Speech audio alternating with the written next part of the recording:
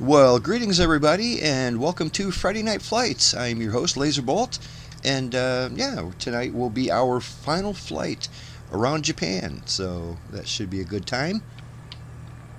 We're sitting here with the usual gang, and yeah, we have an old friend joining us tonight, Waterman. We haven't seen him in a while, and it's fun to be flying with him. We're going to be taking off out of this. What is this? Satoso Iojima, something like that. We're going to be heading south, zigzagging. Tonight, by the end of the flight, we're going to be in Okinawa.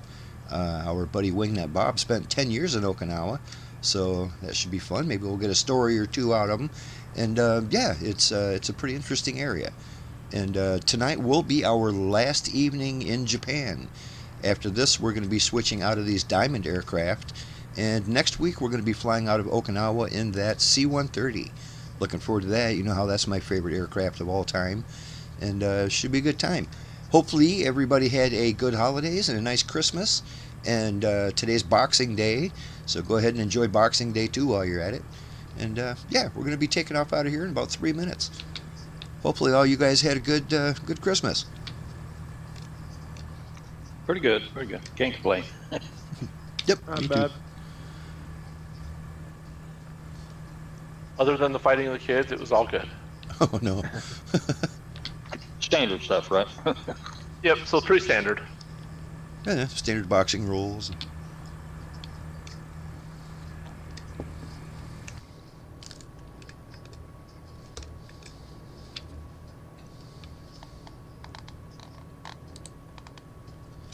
Yep, I do like this this Diamond aircraft. This has been a lot of fun flying this thing around Japan.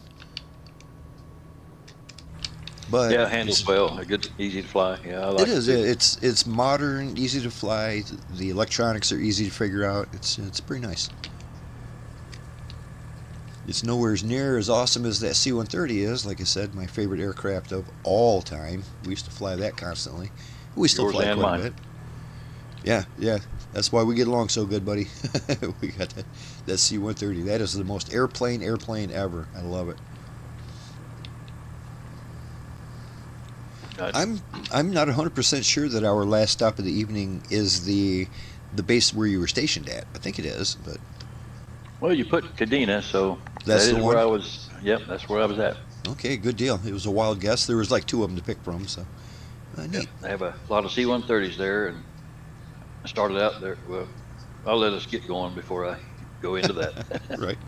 Well, you were ground crew on those, weren't you? Yeah. Yeah, excellent, man. That's excellent. Yeah, ground crew there. When I was at Kadena, mostly after I've been there for a little while, I went into a maintenance control room as like a controller and dispatcher.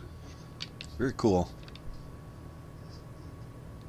Well, make your last minute checks, everybody. Here, we're going to be taking off in about a minute.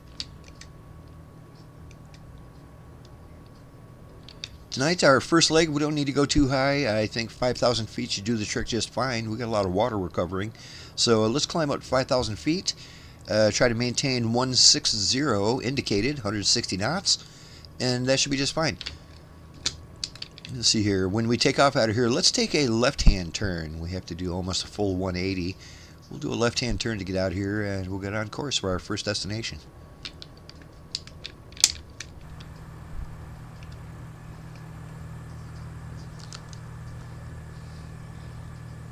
Alrighty, gentlemen, it is 10 after the hour. Let's go ahead and spool these birds up. Lazerbolt is spooling up and rolling.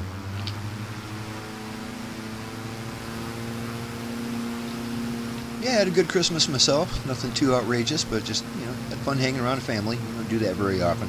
I see my family about twice a year, even though we all live in the same town. Well, good. It's always good to get together when you can on occasions like this. Got to watch your Lions play. I got to watch my Lions lose twice last week. It was great. Ouch. I know it the was feeling, terrible. buddy. I know the feeling. Especially that game against Minnesota yesterday. That was just awful. Absolutely awful. I was about to post a meme on the group. It was a couple of kids opening up, well, 4 kids actually opening up Christmas presents, and on one side of the screen they had think one was wearing a Lions jersey and the other one was wearing, I think, Chicago. I don't remember for sure, but they both had empty boxes. And then on the other half of the screen was what, Minnesota and Green Bay or whatever. They opened it up, and inside the box was like a playoff. Yeah, that has to be the Bears heading to the playoffs. Because, well, Bears and Green Bay are probably going to make the playoffs for sure. Bears right now, they're trying to get like the first place overall in the NFC. They're doing that good. They're like a game away from actually having a bye week in the first week of the playoffs. And they beat my Packers, so I'm yeah, bummed. they did. Yep. I needed my Lions to win the last 2 games of the year and Green Bay to lose the last 2, and none of that happened.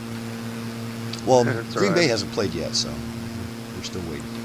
But it doesn't matter for me. We're out. We're done. Officially done. Hey, at least you don't have the luxury of being the second team eliminated from the playoffs. Oh, that was your that was your Cardinals, wasn't it? Yeah. Yeah, that's Second fun. team to be eliminated.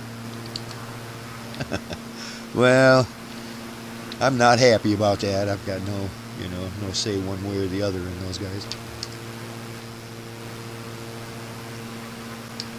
Alrighty, I think I'm navigating just fine here. We got it all set up.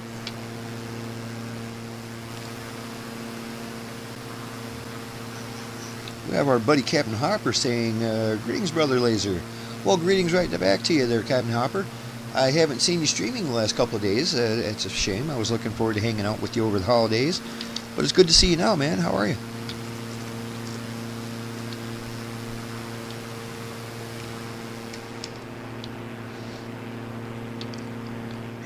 So our first stop of the evening is going to be Romeo Juliet X-Ray 8.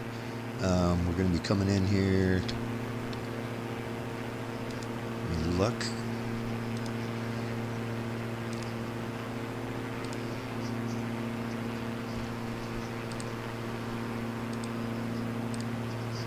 Well, why don't we call it runway 14? We're going to be coming in at runway 14 when we get to, let's see, Suwanosejima Airport. Runway 14 is 2,600 feet of asphalt, an elevation of 300 feet. So that's fine. It's plenty big enough for these airplanes. It's not huge, but it's big enough. So count on runway 14 when we get to Romeo Juliet X-Ray 8. 14 it is. Yeah, happy Boxing Day, everybody. I don't know too many people who celebrate Boxing Day, but yeah. Obviously not Jake Paul. Nice. I was happy to see him lose.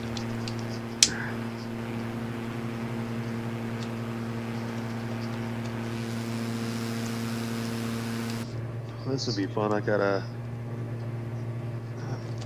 Let's see. Let's see.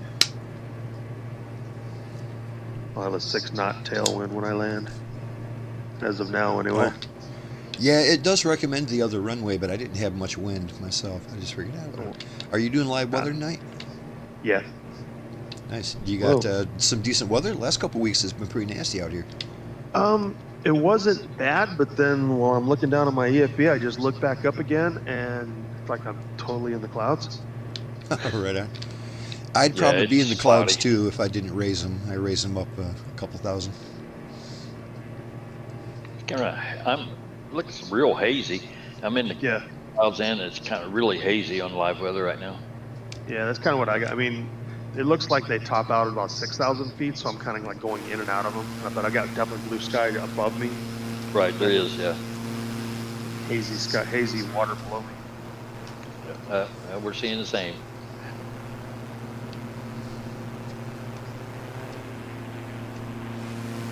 This is so cool around here with all the little islands dotted around.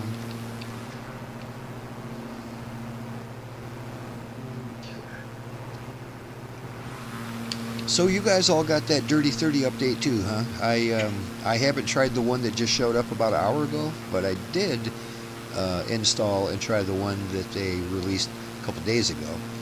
And yeah, it was fine. I didn't have any issues. As a matter of fact, it fixed a couple things. I think I mentioned to you before that every time I would try to send the flight plan from the PDF, send it out to the aircraft and the avionics and stuff, it would always lock everything up. And I mentioned that to you guys, and it sounded like you all never had that problem. But apparently other people did have the problem because they fixed that specifically, and it works now. That's cool. I was getting like a orange. All of my avionics would turn orange, and it would mess everything up with the plane. So I'd have to restart. Yeah. I was having an issue like that. Well, what it did for me is it would lock everything up. Nothing worked anymore. Like literally, you click a button, there's no click. You move the stick, there's no movement. There's nothing works in the cockpit. It didn't freeze the game up, but literally nothing works in the cockpit anymore. You can't fly. And I thought, well, that's kind of, I mean, I figured that that's probably because they don't want you to take stuff off of the EMP and just push it straight to the aircraft. But apparently that's okay to do now. I just figured they were trying to get you to use the actual flight computer instead, Yeah, maybe so. Well, my computer, the last few days, it kept freezing. Everything would freeze up on me. So I went and found there was another update on the driver for NVIDIA. So I updated the driver. Hopefully that took care of the problem. Oh, right on. Yeah, even though I was able to push my flight plan out to the master unit, the CMI MU, I still was not able to lock on to the flight plan and fly it that way. I had to do it the roundabout way that I made that video about. That still works. But I wasn't able to do it the way you're supposed to do it. I think I'm doing something wrong. Obviously, I'm doing something wrong. I just need to get another couple hours behind the stick on that aircraft and really start monkeying with the electronics. Or you mean for the ILS or for just following flight plan? I was just trying to get it to follow the pink line on the flight plan. And it just wouldn't follow anything. Until Really? I went back and did it the old-fashioned way. I just put it in by hand, and then when I click on it, everything works fine. So you're loading it into the the FMS or the CMU or whatever they call it now. Yeah, when I do it by hand and just load it in a leg at a time, manually on the FMS, on the, what do they call it, CMI MU, the master unit. If I do it by hand, then everything works fine. But if I do it by taking the flight plan from my PDF there and tell it to send it to the avionics, it will apparently send it to the avionics, but then nothing happens. It's pretty. I can't get it to follow anything. I don't know. I've never tried that. I've always plugged it right into the going to the legs menu and put it in there. Me too. Today is the first time I tried doing it the other way. Well, today is the first time I was able to even do it, by pushing the flight plan from the PDF out to the airplane. I was never able to do that before, so I thought, hey, I'll try that and see how it works. It didn't work very well for me, but I was able to push the flight plan out, so that's a good step. Okay. Well, I'm still uncertain whether next week, as we're flying out of Okinawa, I'm not sure I'm going to fly that Dirty 30. Unless I, over the week, figure out a couple things miraculously, I'm probably not going to be flying that Dirty 30. that's all right. Either one of them's going to be fun to fly. Oh, I love that Captain Sim one. The old C-130H, probably going to be the one I'm flying. Love it. Well, I'm going to try to fly the Blackbird 130, so we'll see what happens. I've been flying it for a while, and I've been having pretty good luck with it, so we'll see. Well, really, the only thing that I don't have down to 100% is on that Blackbird. I'm not sure how to do an ILS landing yet. I can kind of get it to work, but it's hit or miss. It's not very 100%, Well, you understand it quite well. I've heard you do it. I need to sit down with you and have you explain it to me how to do it. Yeah, well, we can talk about it on the next week's flight if you want. Yeah, right on. Maybe after tonight's flight a little bit, if you got a half hour, we'll sit down and chit-chat about it. Like I said, I've got the basics down. It does weird things. It's like sometimes it almost puts me right in the ground, and I'm pretty sure it ain't supposed to do that. No, it shouldn't. It does like really erratic maneuvers. Instead of like smoothly going onto the flight path, it'll just go like real herky-jerky. It'll almost flip you over as it's doing it. It is so crazy. Makes these giant maneuvers that it's just like really bad. And like I said, I'm sure it's something that I'm not doing right. But it's working. Like I said, it lines me right up with the airport, and it even does the glide slope. But it is so herky-jerky when it does it. It is not natural. Okay, well, we can go through it if you want to. No problem. Yeah, maybe later on we'll go through that.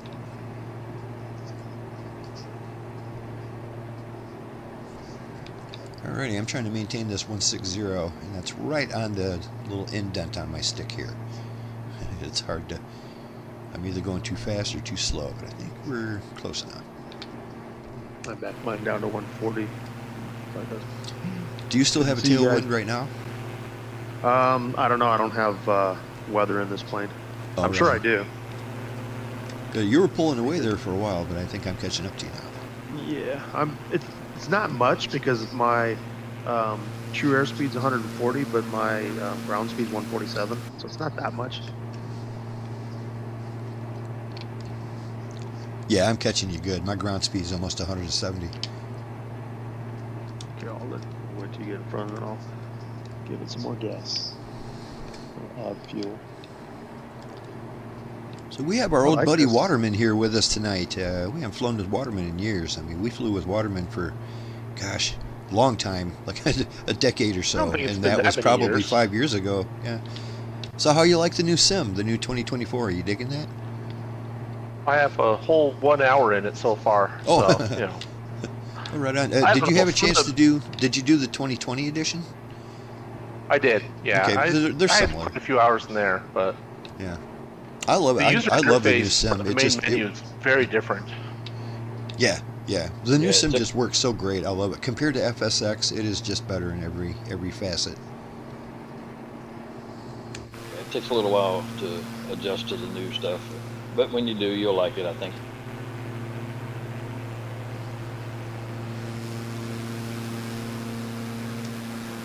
It's just amazing how well it works, how smooth it flies, and just everything is just nice, you know.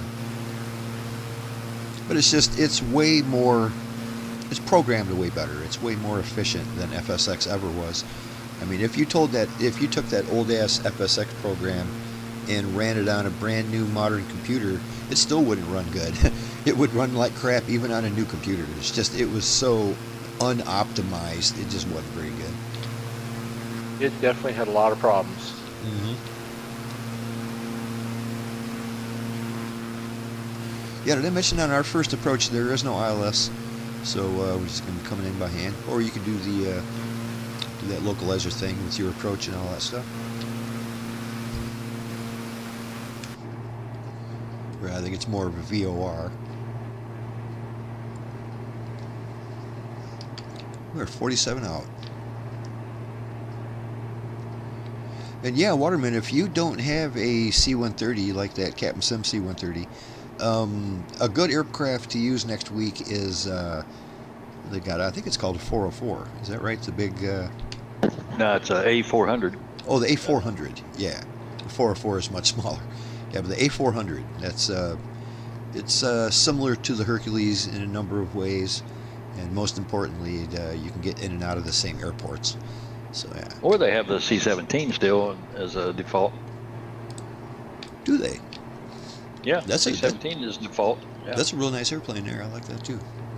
It's complicated, but yeah, it's a good airplane. That's default now, huh?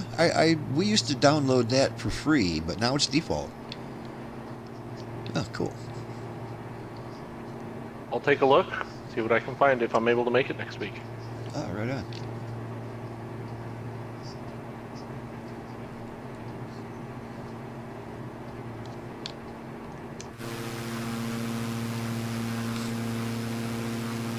Hey there, Bob. Looking good. Right And behind that you. diamond. That black and gold diamond looks sharp. Yes, because I'm in live weather, maybe my barometer is a little different. It's showing 5,000, but I'm well below you. Yeah, my barometer is always at 90 or 29.92 always, because it's that weather pattern I'm using. Yeah.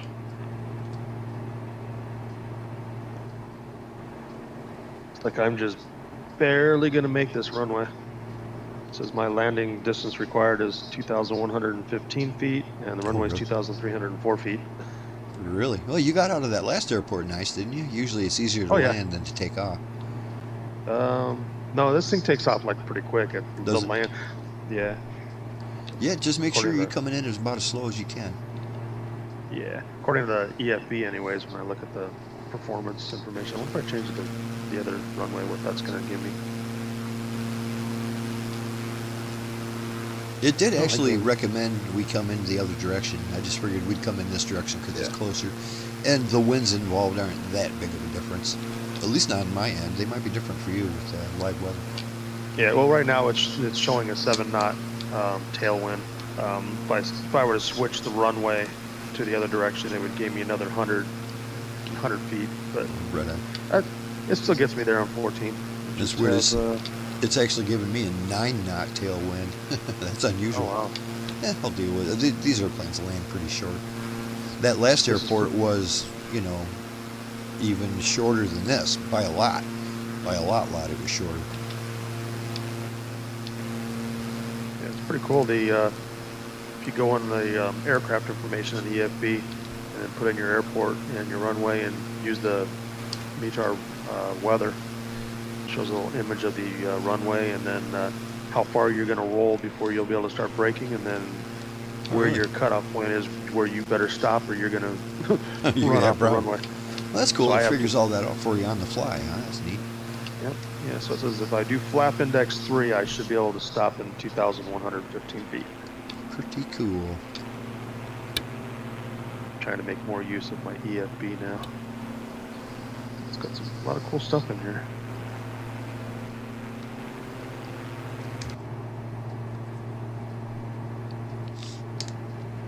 Well, in order to line up with that runway 14, I'm going to go ahead and jog to the right just a few degrees here. We still got about 36 miles to go. And another 10 or 15 miles, I'm going to drop her down to about 2,500.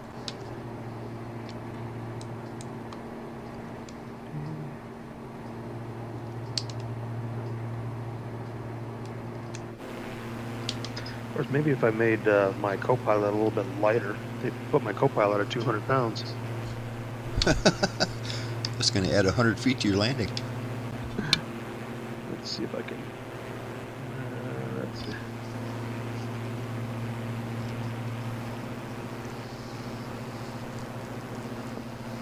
There you are, buddy. I'm passing you. On your right.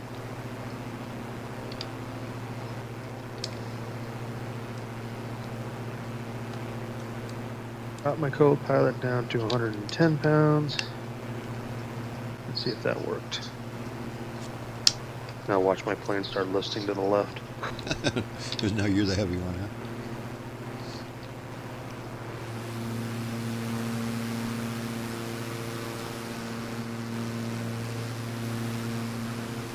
I gained 35 feet. It's pretty good. Like I said, this airport is technically quite a bit longer than that last one we just left. But Oh. you're in a different airplane. Yeah, figure that the 404 had the speed brakes, and that thing would like stop, like quit. Oh, so you had that big speed flap too, which is like a jet. Yeah, yeah.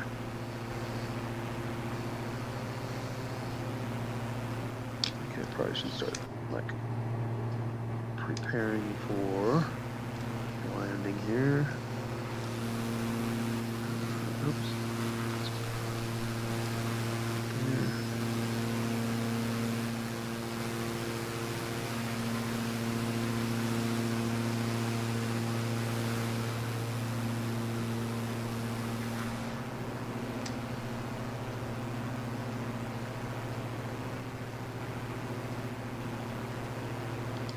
I bet the boat dealerships do really good around here.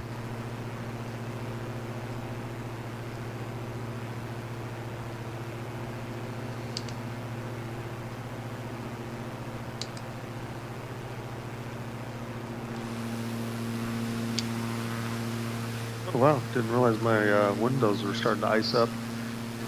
Really? Yeah, I've got like about 35 degrees outside right now. Yeah, I think I'm doing pretty good. I've got all my de-icing equipment on. This one doesn't have very much. Yeah, neither does this. I've got a de-ice light and a prop de-ice and a defrost mode. That's it. I don't have my windshield de-ice on, but I don't think I need it at the moment. Of course, Well, I got that's the pretty pitot weird. heat on and all that kind of good stuff. My windshield anti-ice button is a blank square. There's nothing there. It doesn't sound like it works. They didn't- Like somebody broke it. Yeah, there's no switch in the spot, so they shouldn't even put the label there if they're not going to put the button in there. Oh well. At least I got windshield defrost. Probably works like a car's defroster though. I don't have any frost on my. I don't have any frost on my windshield, but I got plenty of bugs showing up already. Too early to have a windshield full of bugs. Yeah, mine cleared up pretty quick with the ice. It was just barely started to show up like on the edges of my glass. I was shocked at that picture that Bob shared of how bad his C-130 iced up when he was flying around Wisconsin. It's like, holy moly. I mean, it was a popsicle, man. Yeah, I was surprised too. I didn't even realize it was doing it until I landed and looked at it from the outside. You didn't see it through the windshield or anything, or? Well, I could see the edges of the windshield was icing up just around the edges, but I didn't know the whole airframe was iced up. It's like the windshield was the only thing that wasn't iced up completely. You must have had that, the windshield ice on. I did. I had the diesel windshield on, but I didn't realize the airframe was icing up so bad. Guys, we're about 24 out here, and another 4 miles when we're at 20. I'm going to bring her down to 2,500. Okay. Yeah, I was in the 172 doing career mode last winter and flying here locally, and it was, I didn't realize I could not maintain altitude. I'm going down and down, and then before I know it, it's like my entire windshield was a popsicle. You could not see through it anywhere. Yeah, it seems almost like it's a little extreme in the career mode. Maybe they tweaked that a little bit back, but all that kind of stuff used to seem pretty extreme. Used to toss you around like mad and then freeze you up. So I'm guessing the runway's on that big island kind of off to the left? Yeah, it's, I don't know, it's not the biggest one. The biggest one is like right here, almost at our 11 o'clock. But the one that's more like at, almost at like our 9 or 10 o'clock. That's not the one we're going to. The one just beyond that. It's a pretty big one. It's got a little volcanic mound on top of it. Maybe I can zoom in and see what part of the island it's on. Oh, it's at the very other end. The other end of it. Flat spot. It's on the far end. So we got to go around the island. Okay. And it's right on the southern tip of it too. Just a reminder, we're coming in runway 14.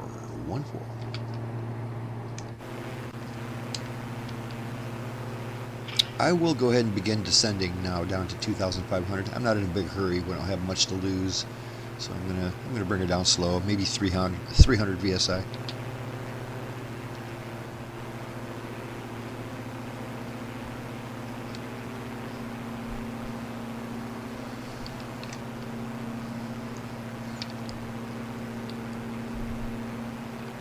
Yeah, had a nice little Christmas. I always go over to my sister's. Like I said, she lives right here in town.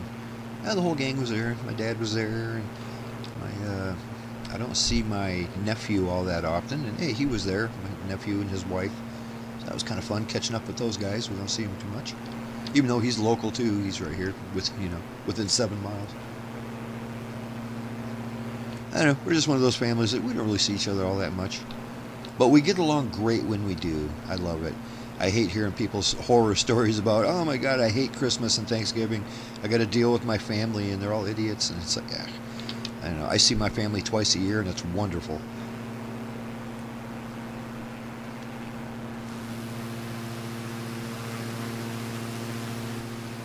Yeah, sometimes they say separation makes it better when you do meet. Yeah. Well, we've just never been that, I mean, I don't want to say we've never been that close. Because of course we're close, we're family, and we never have issues. We never fight about anything. We never have conflicts of interest. We're all just kind of mellow about everything, whatever, if it's important, it's not worth fighting about. Yeah, I know what you mean. My family, brother and sister, my mom, and they live about 500 miles from me, so I usually only get to see them once a year. Oh, right, yeah. You're really happy to see them. Well.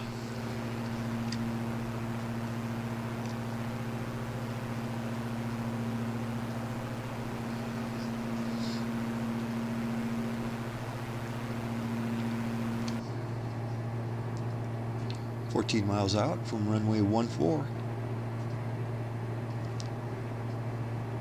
Gonna increase my descent here a little bit more, maybe down to 500 psi.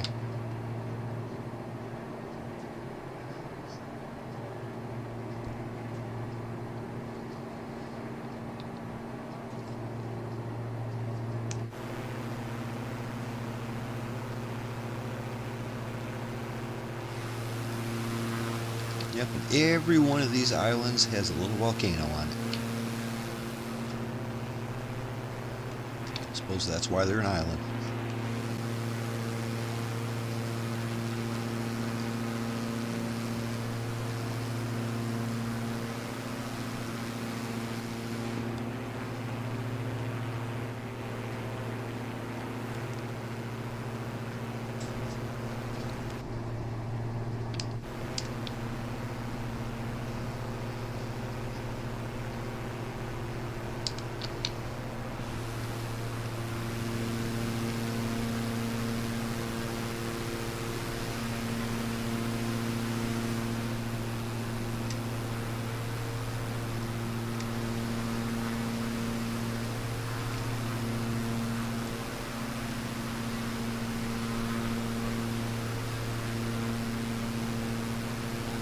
Our one buddy there, Mr. Newbie, says he's going to be gone one more week. So he's going to come back in the new year. So that's cool. Be nice to have him back. It's always nice to have the whole gang here. Oh yeah.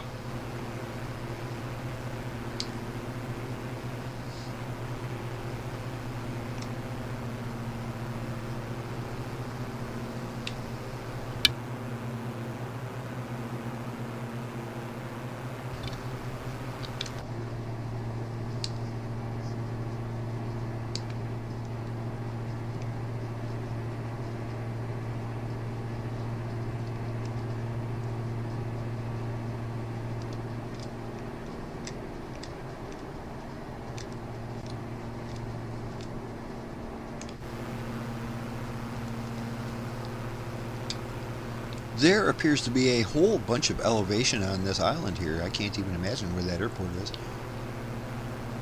It must be like right on the beach because it looks like the mountain goes right to the beach. Yeah.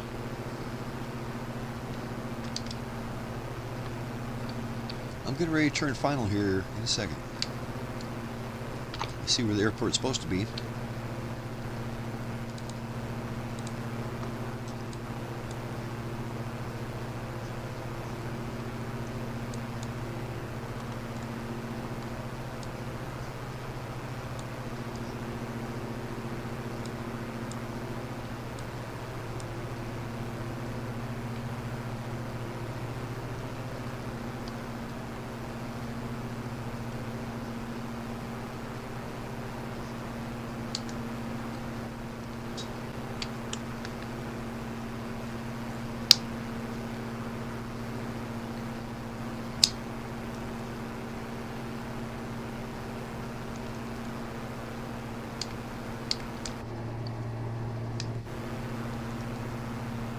.6 miles out. I believe I have the runway in sight.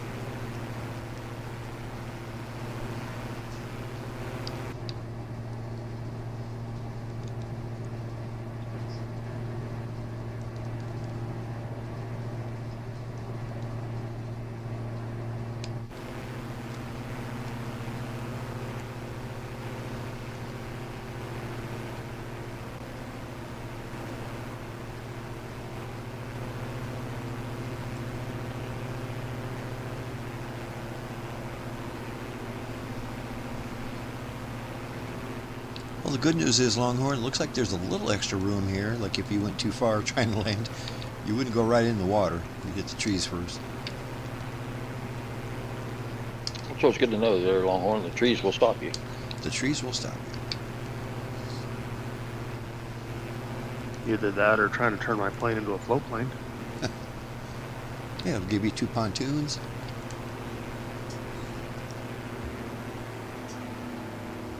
Alrighty, time to start getting ready for this landing here. You know, it looks like if they just turned this airport a few degrees to the left, you would avoid that mountain altogether.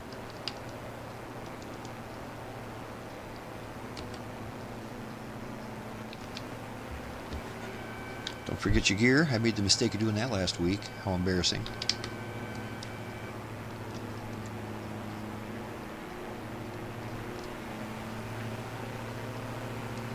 Alright, I'm coming in a little high here. I was kind of wondering where you were going.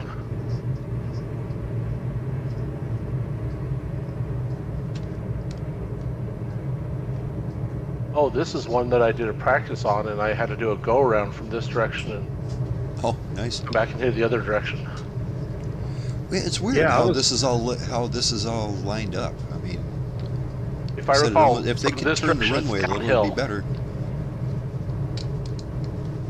I was following wingnut and I started going off to the right, figured surely they made this thing like where it's easier to get into. I didn't realize you had to scrape the side of the mountain to get in here. Yep. Look, they got a nice little harbor down here too. Look at that.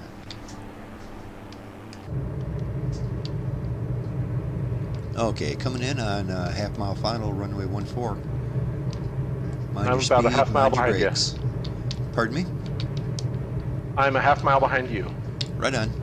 I'm going to drop my speed down to 90, and that's what I'm touching down at. This says I can land at 60.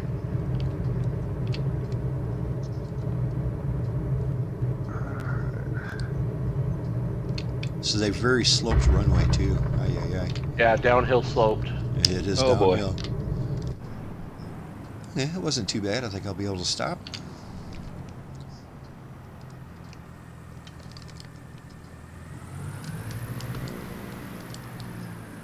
See if I can stall at the threshold. Hit those brakes, buddy. Oh yeah, you got this. It's weird, you got to give it a lot of throttle just to get up that hill.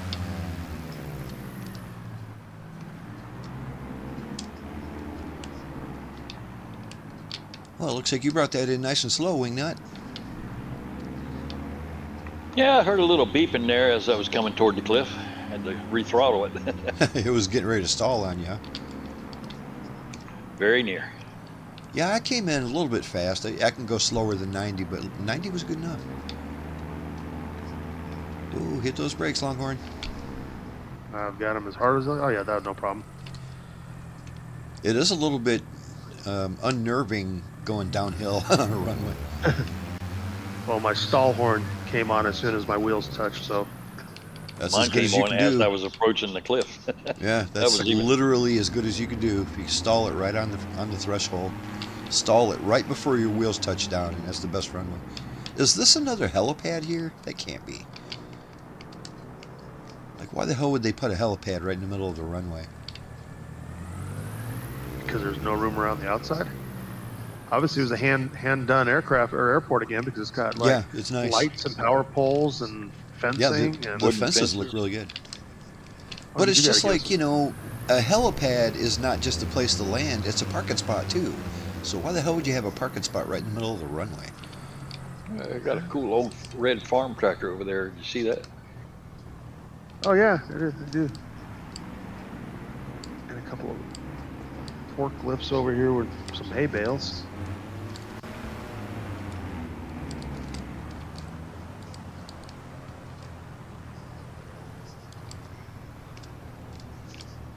Yeah, neat little place. This place has a lot more stuff going on than that last one did.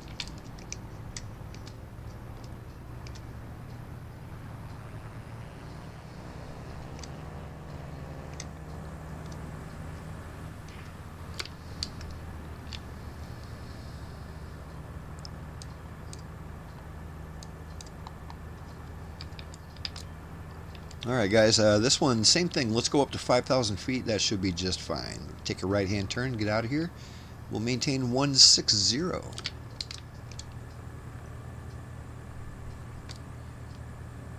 It's weird, I keep rolling downhill.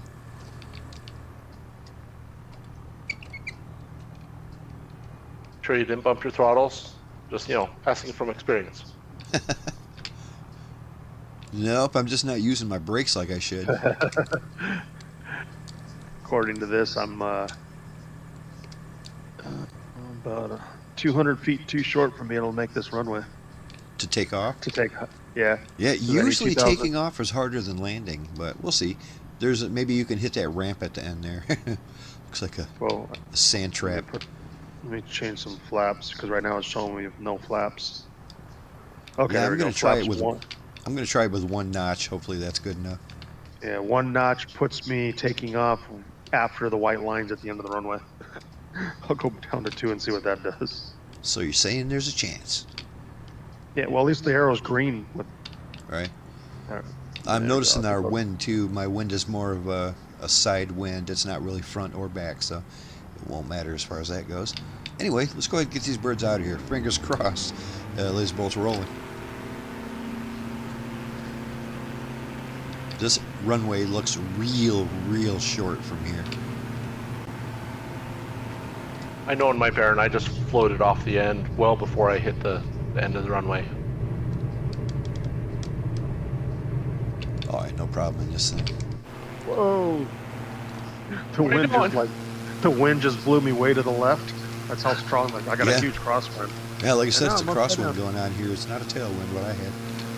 Yeah. As soon as you lifted that bird up, it tried pushing you, huh? I didn't even get that far. Yeah, I'm upside down now, and I got grass upside down in the tree. Well, let's fix that. Yeah, no back stick, and I just floated off the runway. Well, at least you got her up in the air. Oh, not yet, though. Well, yeah, you're up in the air now, aren't you? Try it again, if I can get out of this grass. If this doesn't work, I might have to slew off this runway.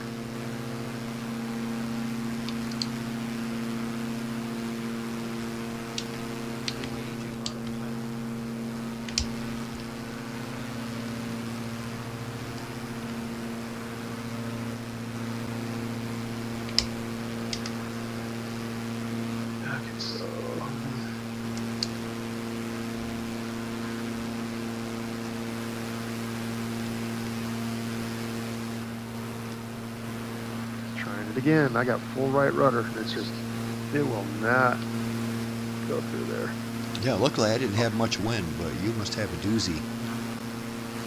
Yeah, as soon as I start getting any speed, it immediately whips me to the left. Alright.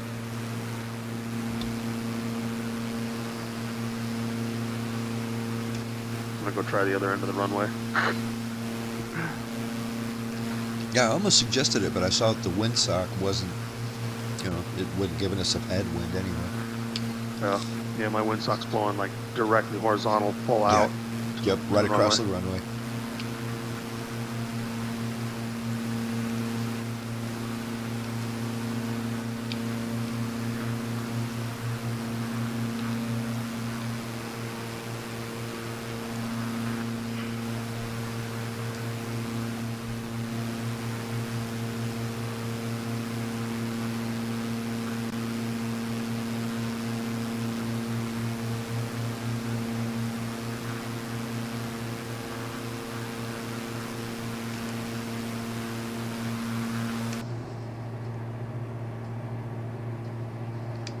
This looks like there's a sand trap down here.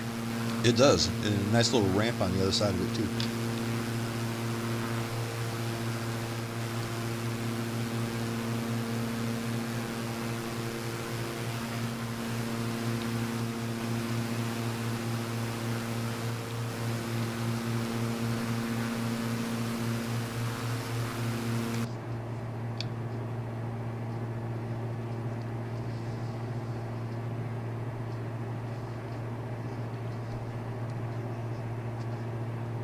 That's better. Now I can keep it on the runway. Going uphill helped him. Yeah.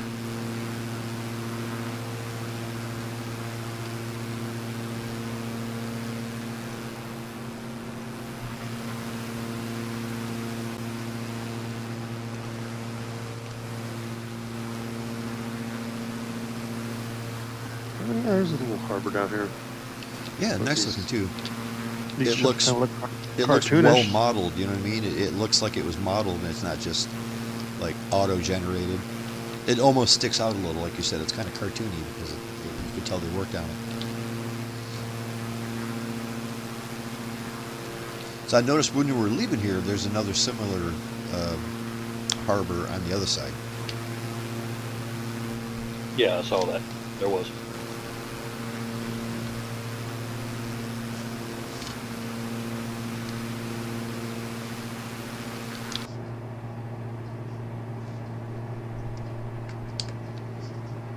Well, let's get a little airport information here for the next one.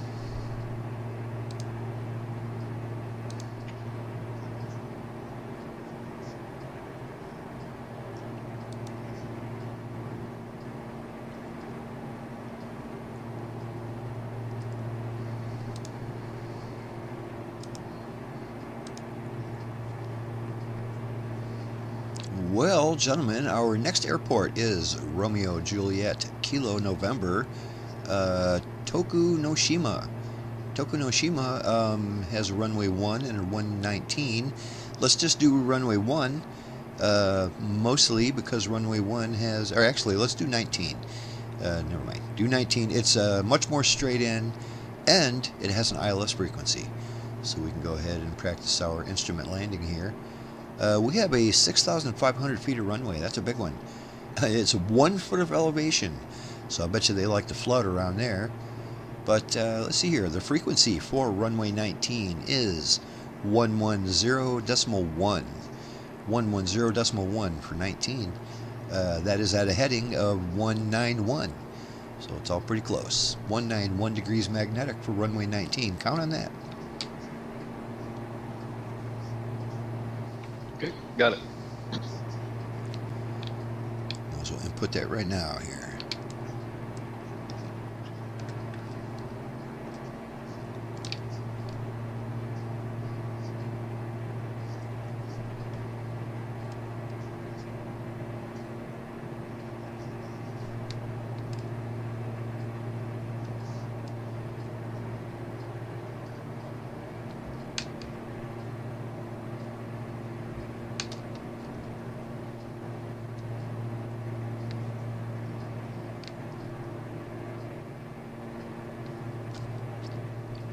Holding 5,000 feet, increasing speed to 160.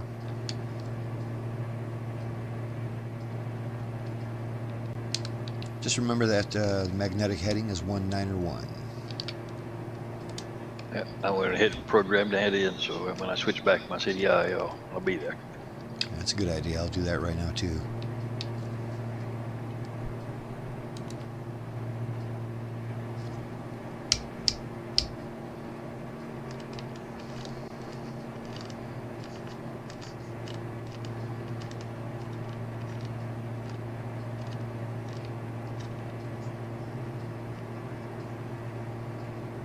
Oh, the crazy boys.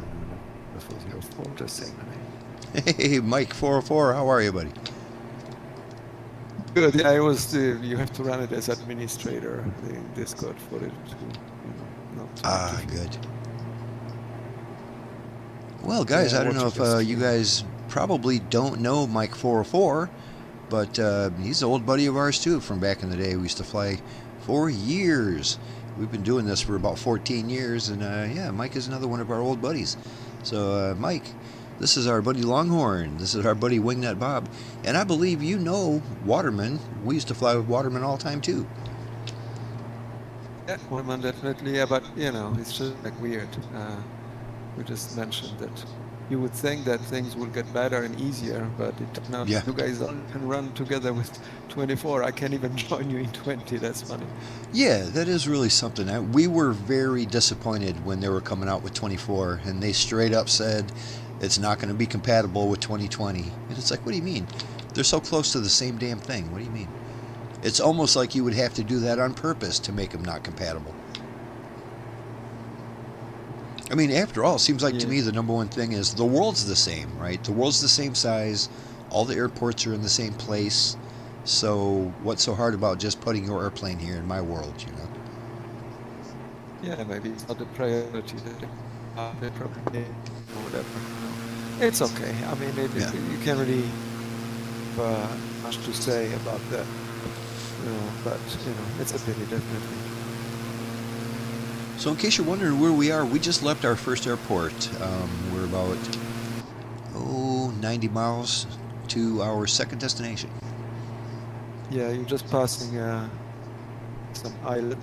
Man, he's behind, watching you in the twin. So Mike, I haven't talked to you in so long. I feel like the last time we talked, you used to live in San Diego on a houseboat or something like that. Am I correct? I don't know if you still are. Just on the boat, because I prefer full motion simulator. Yeah, that'll give you the rocking sensations for sure. All right, you're still on the boat. Yeah. Well, that's cool. I always thought that was great. Yesterday, there was a big storm yesterday, and I was sure cracking up my ass in it next time. Living the life, living on a boat. It's not bad, yeah, definitely. It always reminds me of Sonny Crockett. He used to live on a boat in that old show, Miami Vice. Yeah. For me, it all started with Quincy. There was a stereo years and years ago, Quincy in San Francisco. Oh yeah, the doctor. When I was, he was a coroner. And when I saw that, I was a normal boy. And I said, but I was a sailor then already. I said, wait just a minute. That looks like a way of life. Yeah, you mean you could live on a boat? And that was it. I know. Yeah, that's pretty cool. That was it. Yeah, I see you, the three of you in a very close formation looking good. Well, thanks.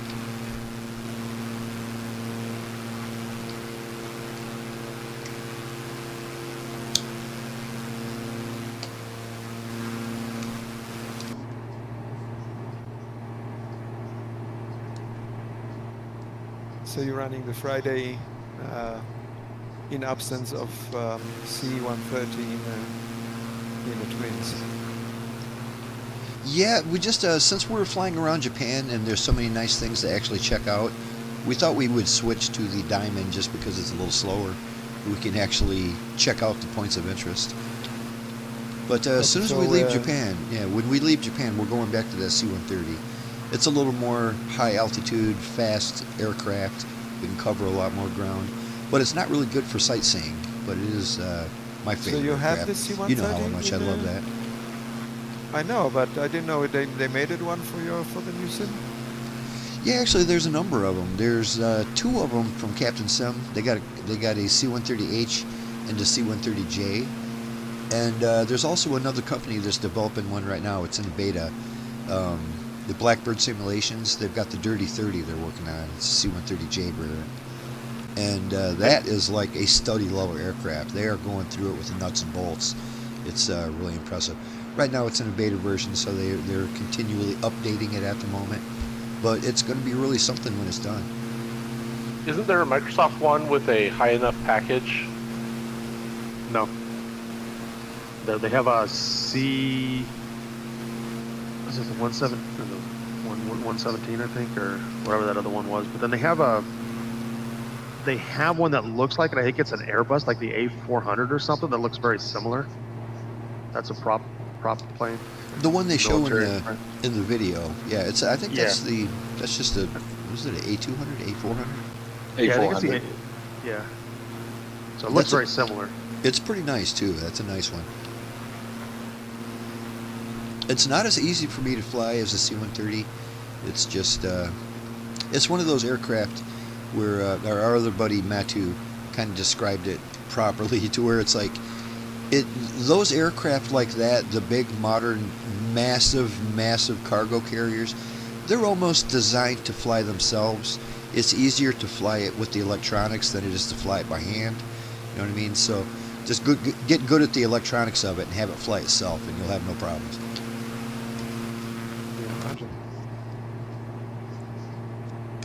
But at least that is a default aircraft that suits the C-130 properly. They look really good together.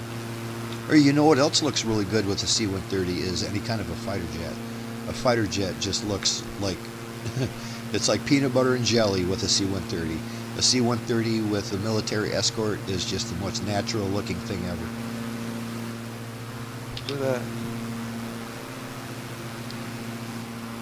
Hey, Laser, how you doing? Coast, how are you, Hello. buddy? It's good to hear you. Good to be heard. Yeah. Hey, Mike, how are you doing? Coast. Yeah, you might notice we have a couple people here you haven't seen in a while. We've got our buddy 404 Mike, and we've got our buddy Waterman. Both Yeah, no are problem. good old pals of ours. Yeah, I'm in the process of recuperation right now from a couple of major surgeries, so I'm not flying yet. Jose Delgado says, "What's up, bro? Hey, Jose, good to see you join us tonight." This is our last evening in Japan. After this, we're going to be, I think next week we're probably going to make it all the way to the Philippines or somewhere close. Keep flying around that world. So you're doing hops from wherever you end in one flight. You start next day and next time, and you just continue. Yeah, that's generally what we've been doing. Occasionally we break that rule when it just doesn't work out. You know, like sometimes you'll end up in like Siberia and there's nowhere to go. It's like, well, we can either backtrack the same way we came or just find a new airport, you know. But generally it works out pretty good. There, yeah. Yeah, it sounds like. So Coast, I got that your little Christmas package you sent me, and I appreciate that so much, man. It was great. Just great stuff. Thank you. And make sure you tell your wife thank you also. Your wife is such a doll. Oh yeah, I was over at the family last night with my daughters and everybody. It was a great opportunity to see everybody and see the grandkids. Oh, good deal. So you say you're feeling strong enough to pull the ears off a gun dart? A gun dart? It's a Star Wars thing. Oh, well, I recognize the fact that Star Wars and you are inseparable. Yes, we are. Well, you feeling strong enough to pull the ears off a cat? Well, I feel strong enough probably to go back and start debugging my machine again. Ah, good deal. Start that this week sometime. Good. Well, you said something about you might have your son-in-law look at it. He's in the IT profession. So, Yeah. have He him help offered you, me- man. he We need to get you back up in the sky with us, brother. He offered to do that last night, so You should take him up on it. Send it home with him. Yep.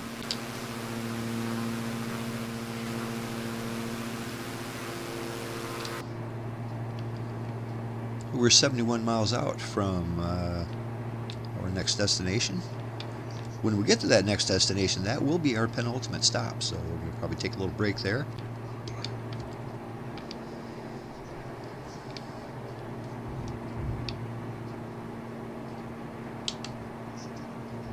I just realized I'm not even on the nav setting. For some reason I was following the line perfectly, but I didn't have it set correctly. Go figure.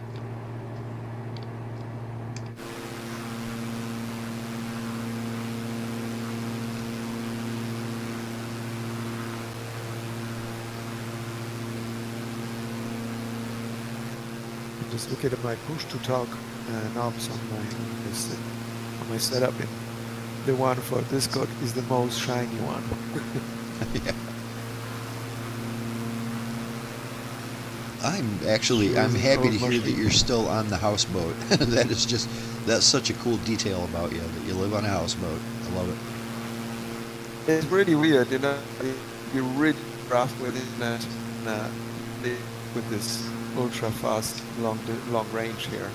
Very affordable, like 100 megs for like $100 a year, which is That's way cheap. I would imagine that's probably one of the cheaper big than at home. concerns. Like when you're on a boat like that, you got to have internet. Where are you going to get it from? And yeah, that's pretty Yeah, cool. it used to be pretty rough. Yeah, I used to have, really kind of, and even if it worked, it was half-assed. But this guy somehow cracked it up.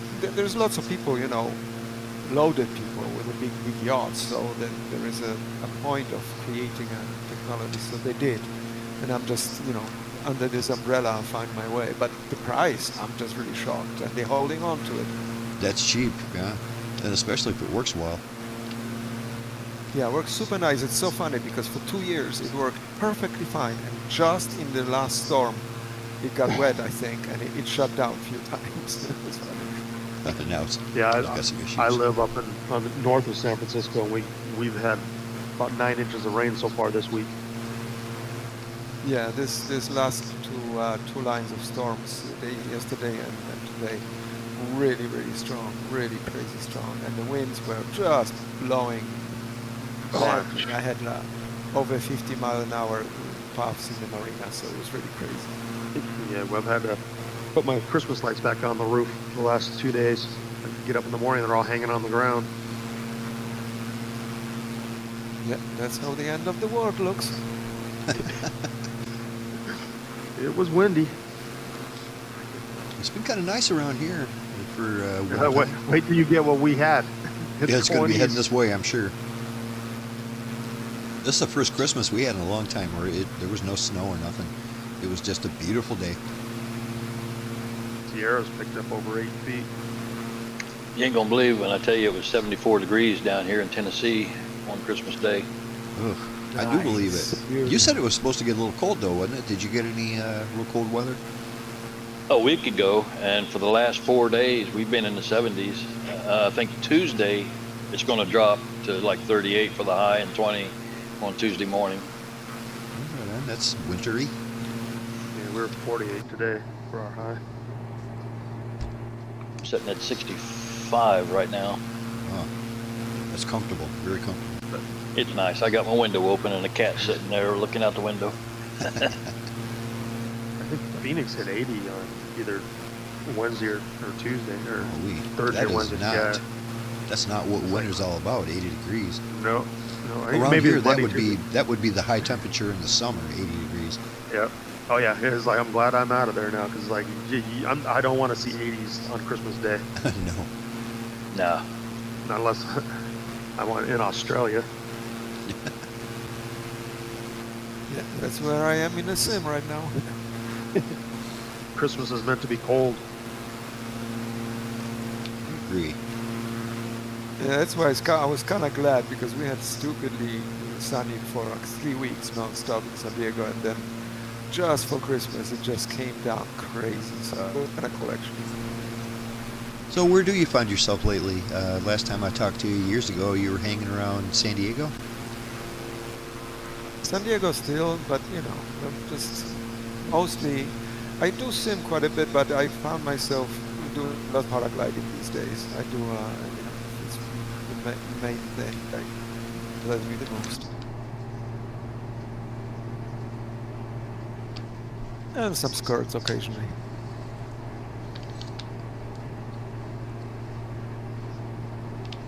A reminder, gentlemen, when we get to this airport, we do have an ILS approach.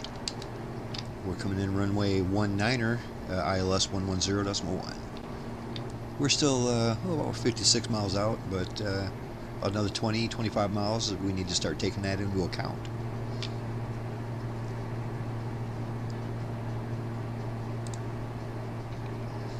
It's a relatively straight-in approach. I probably will just, when I get close enough to turn on the CDI, I'll just do it.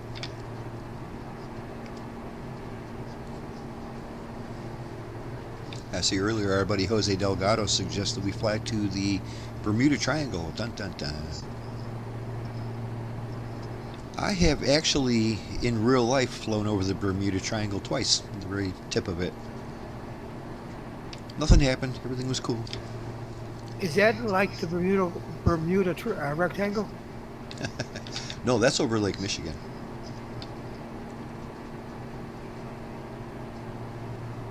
See, Jose Delgado's asking us about Flight 19. Isn't that that was the thing with those, like a military squadron of planes that just got lost, right? Isn't that what I'm talking about? A whole squadron of training aircraft. I can't remember the flight number, but I know what you're referring to, yeah. Were those the ones that were TBMs? I think so. Remember back in the day, we actually I made some scenery that had that. I made like a real weird, like a Bermuda Triangle kind of. There was UFOs, and at one of the airports we landed, we had Flight 19, and I made them see-through so that the airplanes looked like ghosts, and they were just parked there, and all kinds of stuff. Oh, I remember that. It was pretty cool. That was crazy, yeah. Yeah, we used to do all kinds of stuff like that back in the day. FSX was real easy to change the configuration files, and real easy to make your own airports and scenery and stuff. I haven't tried it in the new one. I have heard that it's not that different to do it in the new one, but I don't know. It looks harder to me. I haven't tried it yet. Yeah, funny that you mentioned. It looks like it's supposed to be super amazing and all built in, but when you try to do it, there are so many steps to start. Yeah. It just, you know, maybe because we really spent so many hours learning to do it before, it's like, do I really want to learn all of it All all over. over in a different way? With a whole It's different just system? pretty discouraging. Yeah, Yes. and because you're building in the sim and you're moving them around and you see them objects, so it's amazing. But you have to go through so many steps that I just got discouraged and said, F that. Well, it's like I got so far as to, like, the first step is you have to launch the SDK, and then I launched that. And of course you got to go through all kinds of bells and whistles just to get that to work, you know, and all kinds of approvals and things. And then once it's working, it's like, okay, now what? Now I'm lost. Now there's 1,000 pages of information that it's all technical stuff, and it's like, oh boy, Yep. there's a lot of stuff to learn. That's what I mean. And you know, if I'm looking at the airports that I'm getting, they kind of look like you would spend hours on building them. They're already there. There's Yeah. very few that really need big changes, you know, because the runways are perfectly aligned with the real world and scenery. Very few things. It's like, do I really want to do just because this hangar is just a little bit too big, even though it's precisely in Right. the proper spot where it needs to be? Right, back in the day, you would have to kind of. FSX had some major issues, so you'd have to fix stuff sometimes. But you know what? Yeah, exactly. Back in the day when I was doing it, I wasn't doing it to correct issues that they had. I was doing it just because I would add a bunch of like fictional stuff. I would add some, you know, okay, next week we're going to go to the year 3000. So we'd pretend it's the year 3000, and I would set up a city that looked real futuristic. We'd get there at night and it'd be all lit up, and there'd be UFOs flying around and flying cars and stuff. And that was a lot of fun for me to make stuff that, you know, fictional kind of airports. And yeah, we used to do a lot of that kind of stuff. Yeah, I remember that.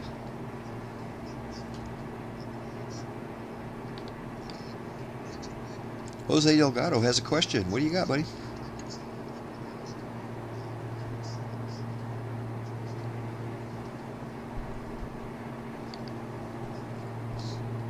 We're 41 out.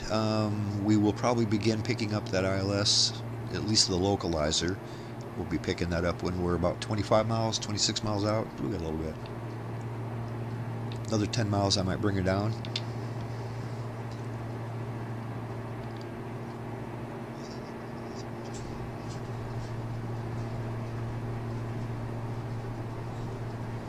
Jose is asking, when you're in the map and you see those other airplanes flying around, are those other players? Some of them are, and some of them aren't. I have mine set to where I don't have any true AI traffic. I only have real-world traffic. So these airplanes you see on the map are actually either players, which would be the 5 of us, or actual airplanes in real life that are flying around this area. You know, they know the schedule of the airplanes and they know where they're flying, so they just put them up in the sky. Which I think just the idea, just the concept of that is pretty cool, that those are actual flights, you know. If you had a buddy that was flying from Japan to Okinawa, you could fly in formation with them, you know.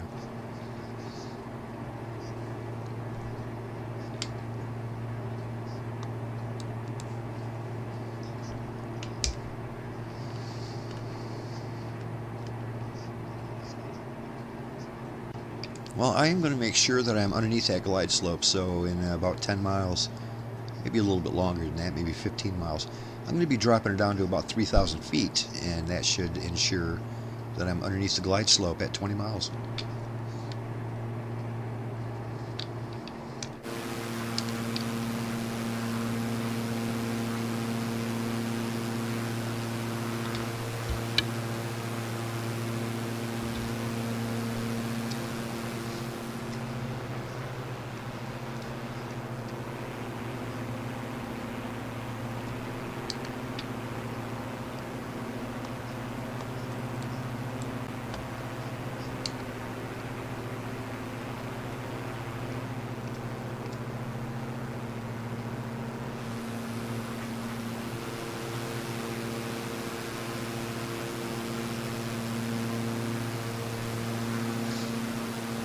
You guys are holding a nice little tight formation back there, aren't you? Look at you. Keeping the whole group together. Thank you, autopilot.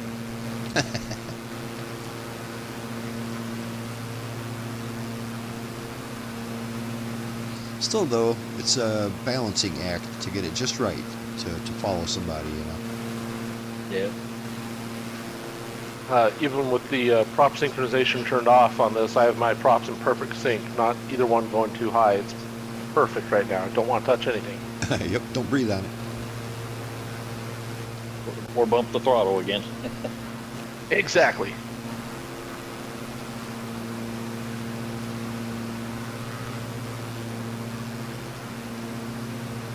Jose asks us how to set that up. I'm thinking he's talking about the different traffic.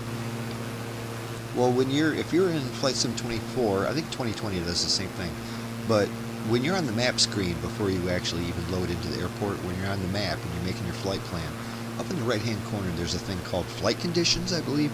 You click on the Flight Conditions, and not only does that let you set your time of day and your weather, it also lets you set your multiplayer preferences.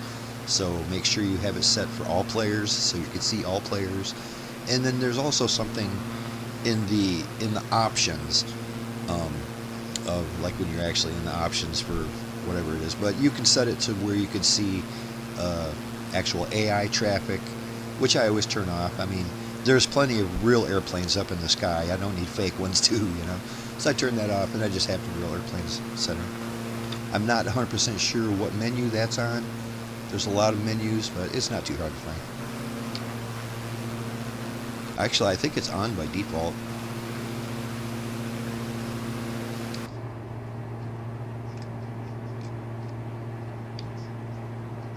Alright, I'm 30 miles out. I'm going to go ahead and bring it down to 3,000 feet here.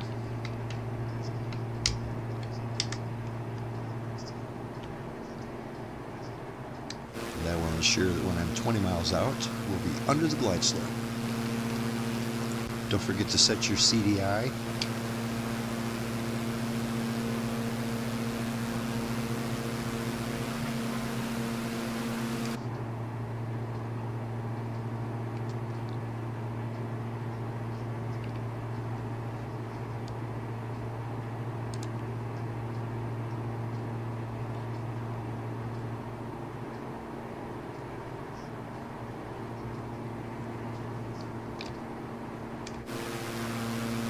I still don't know how to set it up so you can hear the identifier audibly. Usually when you get close to the ILS frequency, you'll hear a Morse code that identifies the fact that you're close enough to receive it. I've never heard that Morse code. I've heard other people say that they get it, but I've never had that.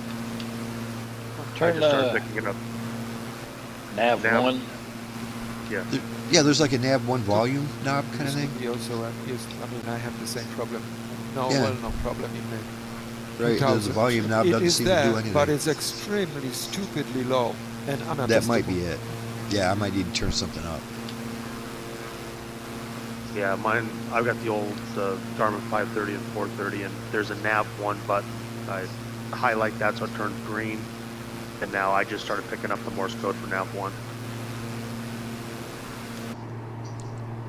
Yep, according to my instruments, I am within range of it.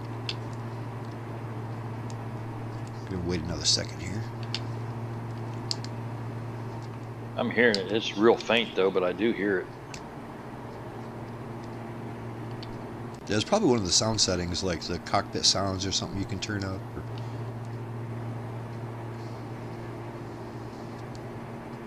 Well, I am going to activate my approach hold, see if that latches on.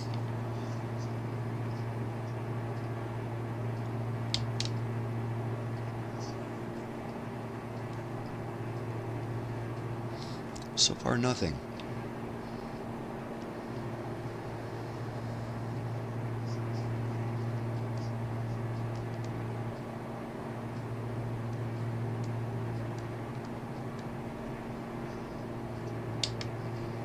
Change my heading here a little bit and see if I can intercept that ILS.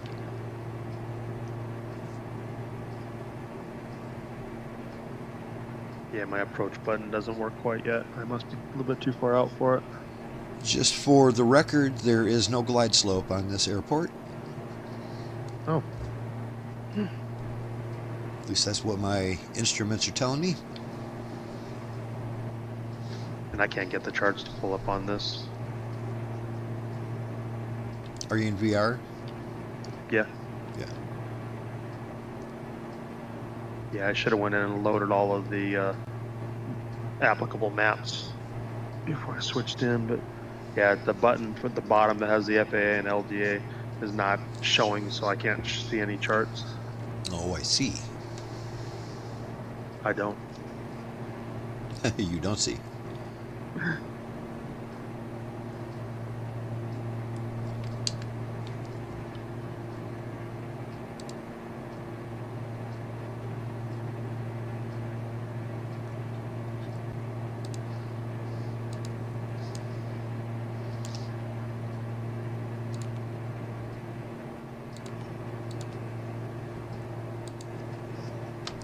Yeah, I don't know why it's not locking onto that localizer. It's weird.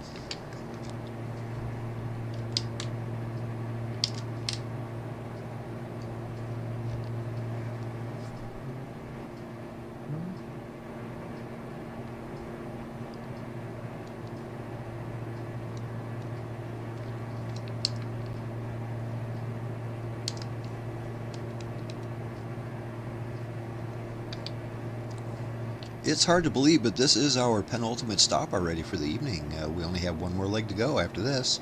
So this would be a good time to go ahead and like and subscribe. And while you're down there, you can see the flight plan of what we're doing and what we're flying and where we're flying to. And you can join us. We're going to spend 10 minutes at this airport. We're going to take a little break. It's a good time to grab a snack or a drink or let the dog out. And that 10 minutes, there happens to be plenty of time to join us if you'd like. So please do. We like having anybody who feels like flying with us. Come on and do it. So you can see we take it pretty casual around here, so we don't get too bogged down in the details. I've been in group flights before where it wasn't a whole lot of fun because everybody was super technical about every little thing, and I felt out of place. So I like to keep it a little more casual around here.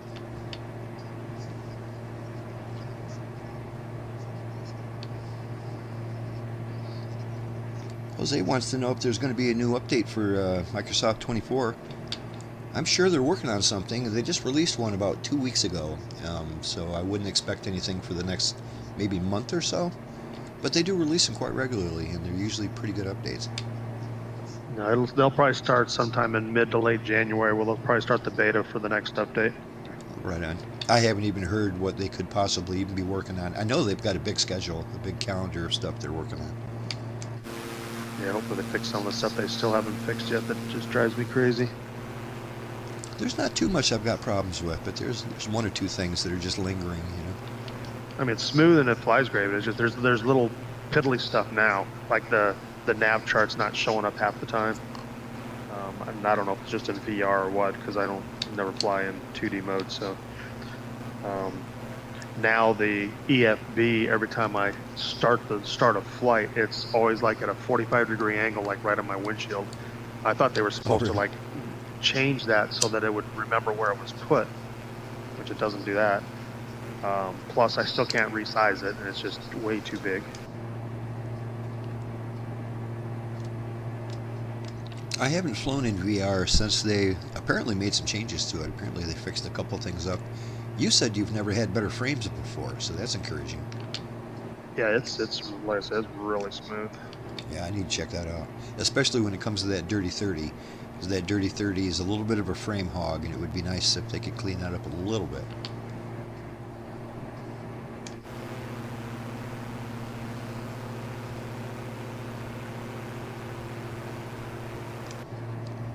Well, I don't think I'm going to actually latch on to that glide slope, or I mean to the ILS approach. I don't think it's going to hit that localizer. No biggie though. It's a pretty big runway. Should be easy enough to land on.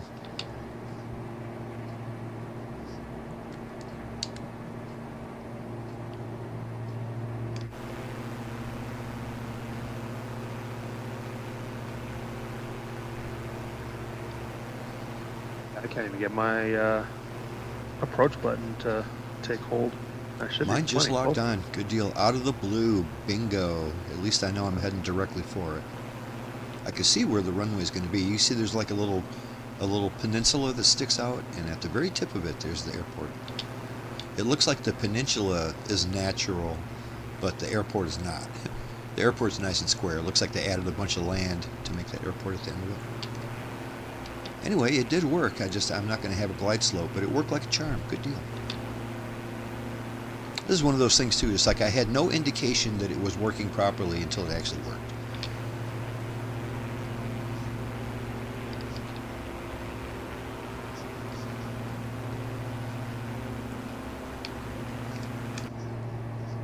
I got mine to show up on my, the approach to show up on my Garmin, but it took me on a totally different flight path. I'm coming over and we'll join it up at MSI row. All right, on. Oh, it's just one of the different approaches that they had. Yeah, it was supposed to be the vectors for 1.9. Right. Longhorn mentioned something a couple times, that a lot of times what it will do is it will, when you have an approach procedure going on, instead of taking you to the beginning of the procedure, it will take you straight to the airport first, and then it will bring you to the beginning of the procedure, which he's got a workaround where you can skip that first step and it just takes you to the beginning of your approach. You know, I'm not sure if that's the issue you're having. No, it just sounds like the approach procedure he picked was just took him off course of where we were going. But yeah, what you're talking about there is what it does when you load the approach in from the Garmin. It always takes you, it puts your approach procedure after your flight plan that you've already got programmed in. So it finishes the flight plan, takes you, which is taking you straight to the runway. Then it goes and does the approach procedure. So I just go and skip past the runway and go to like the beginning of the approach procedure and do a direct to.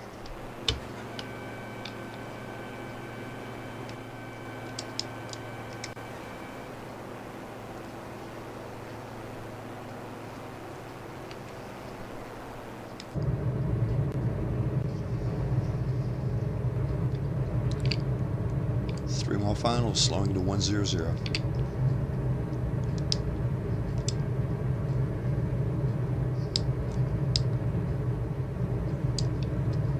Say, do you guys ever have that problem with the Dirty 30 from Blackbird Simulations when just out of the blue, and it's probably something I'm doing, but out of the blue, it will just, all of your electronics just go black.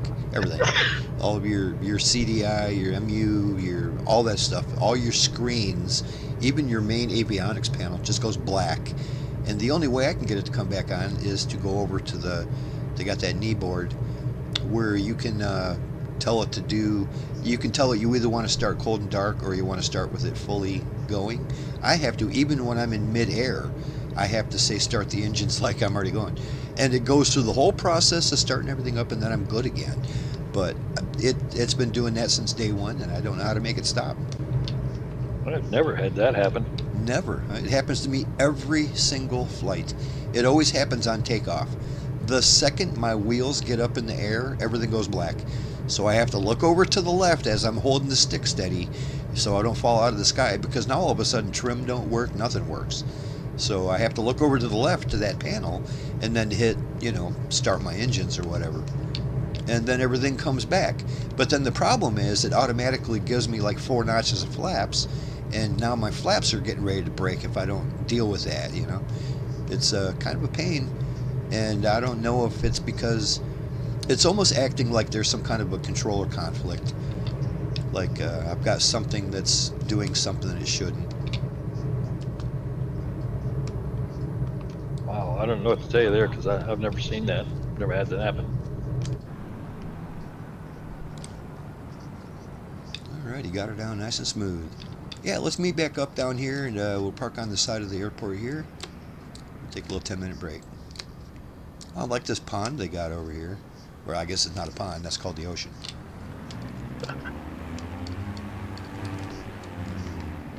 Yeah, that ILS didn't work for me. I didn't realize I was coming in way too high though. Right. Yeah, Yeah, like I well, said, yeah. I didn't have a glide slope, but the ILS worked just fine eventually.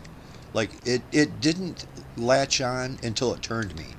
You know what I mean? Usually it kind of turns you towards the line Yeah, I and could then never towards get the the approach airport. button to latch on.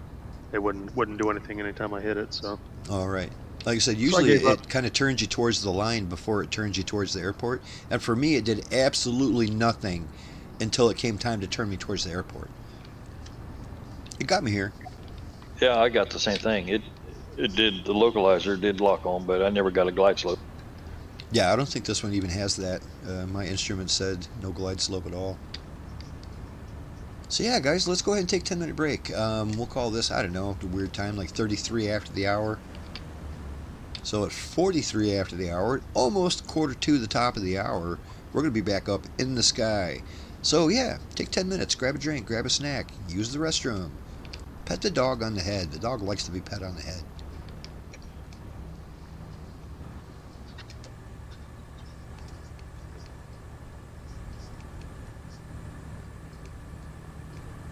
Well, everybody made it down fine.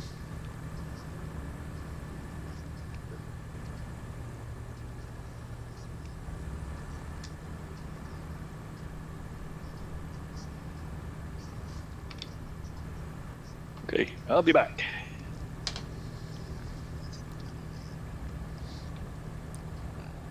Jose Delgado, us guys don't fly Boeing.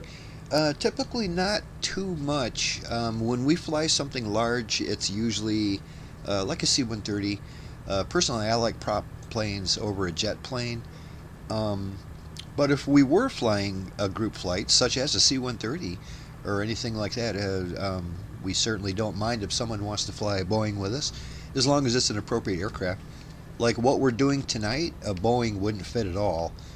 Mainly for the fact that the airports we're going to are a little bit too small for a Boeing, so it might cause issues with you. Plus, you'd be going way too fast, and there's no way you could stick with the group.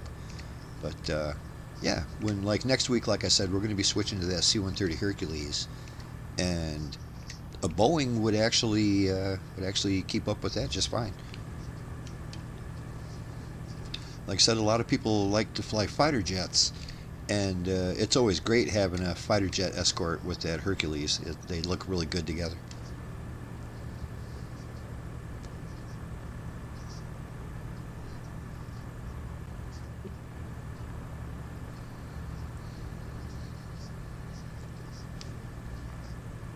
So yeah, Coach, since I've talked to you last time, my Lions have lost twice. Yippee. Twice in They 1 didn't week. do it. They did it in a very spectacular way. Well, they did. It was a great loss. It When just your Lions it hurts lose- losing to when the you- Vikings. When your Lions lose, they don't do it in an puny way. They do it spectacularly. It always goes right down to the end, you know. It comes right down to a game. I'm sure the Vikings were nervous. So we're officially out of it. We don't have a chance. We're done. We got to play the Bears next week, though, so that would be fun. I think we have a slight chance of spoiling the Bears, and the fact that if the Bears win out, they have a good chance of taking the first spot in the NFC, which would give them a bye in the first round of the playoffs. That's important. That's instantly you're in the second round, and that's a pretty big deal. So I'd like to knock them out of that. That'd be fun. Yeah, we're in the playoffs though. So I saw that. Yeah, you guys did and pretty where good are last those? week. Where are those Arizona Cardinals or whatever they are? You know, that's Longhorns team. Is that who you got to play next, or that's who you just played? No, we play Philadelphia. Oh, that's right. Boy, I hope you beat Philly. Just for the hell of it. I've never had much love for Philadelphia.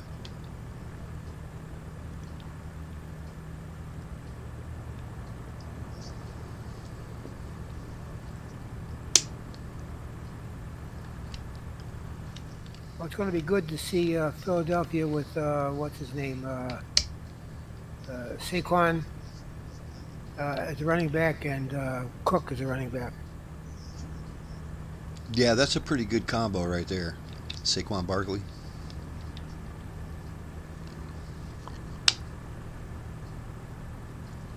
Yeah, the problem with the Lions, our defense is Swiss cheese.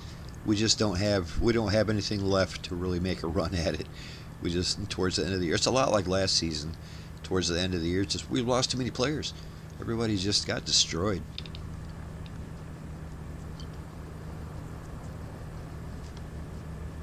It's going to be an interesting year for all the trading that's going to go on after the Super Bowl. People are going to be moving people around like crazy, I think. Yeah.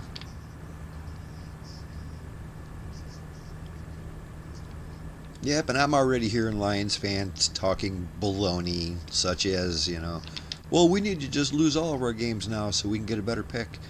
And it's like, that's such a stupid mentality. I hate that. I hate that mentality. You cannot play a game of football and hope to lose. Just don't do it. Don't ever do that. You step on that field, you're trying to win, period. And if you're trying to get a good draft pick, don't wait until you've got 9 wins. That's not going to help you very much. It doesn't matter if we lose now. We've already got a bad draft pick. And the other thing about playing sports is that if you don't play up to your skill, the chances of getting injured increase. Yes, exactly. Well, it's one of them things, too, that if I was the Bears, I would be very worried right now. It was a lot like when we played the Vikings this last week. They had nothing to lose. They're out already. They had nothing to lose.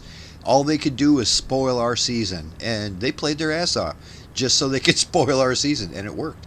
If I was the Bears, I'd be very worried, because right now, the Lions got nothing to lose, baby, and we're going to play some ball.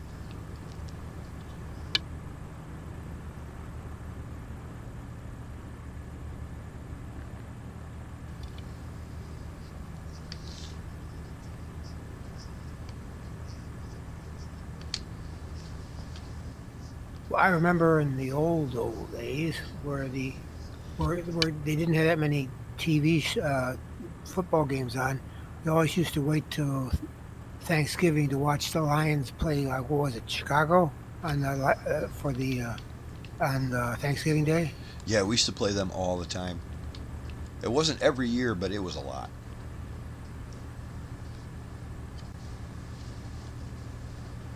I'll be back in 2 seconds.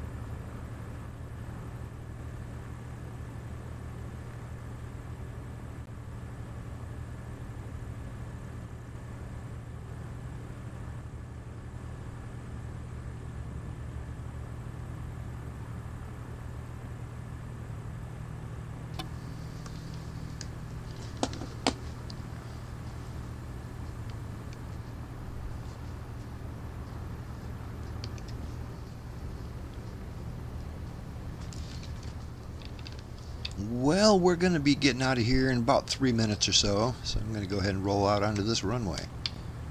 Get ready for our last leg.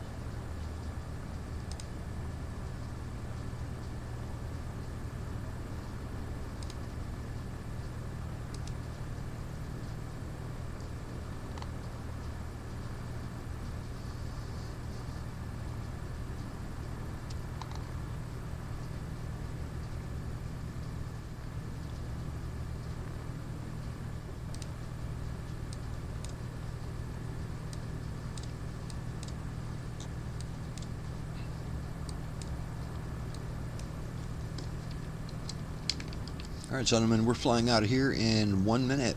We're going to climb to 5,000 feet and take a slight left-hand turn to get out of here to get right on track.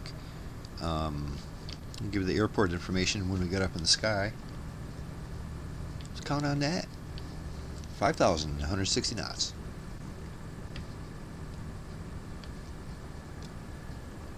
Yeah, our next stop is Bob's old stomping grounds there, Kadena Air Base. You were Air Force, weren't you, Bob? Yes. Yep, they had the Kadena Air Base was mostly Air Force, but they had a Navy outfit there as well with P3s. Right. It looks like there's a huge harbor.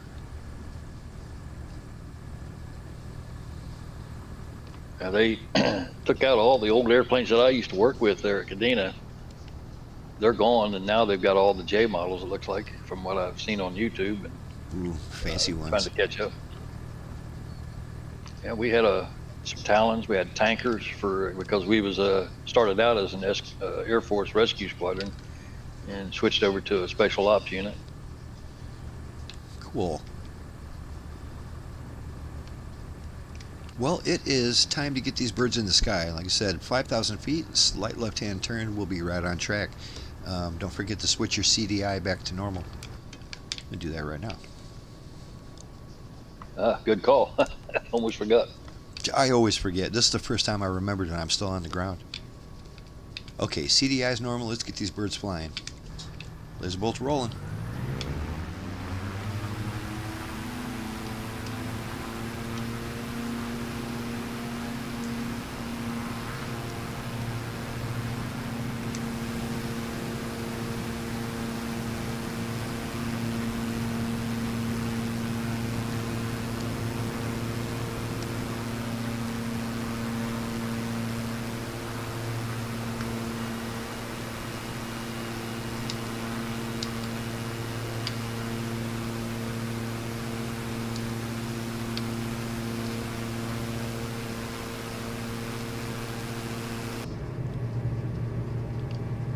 I know I said a number of times a left-hand turn. We're taking a right-hand turn out here. Don't listen to me.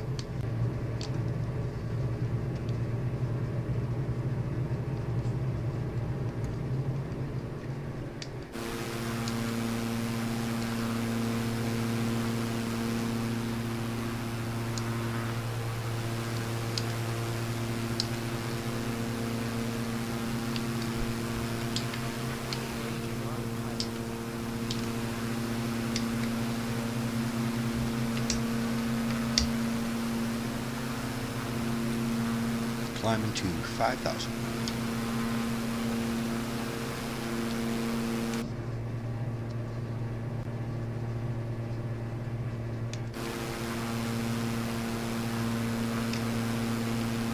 I always love the way that looks, seeing us all take off at the same time. That's great. That's why I always look back.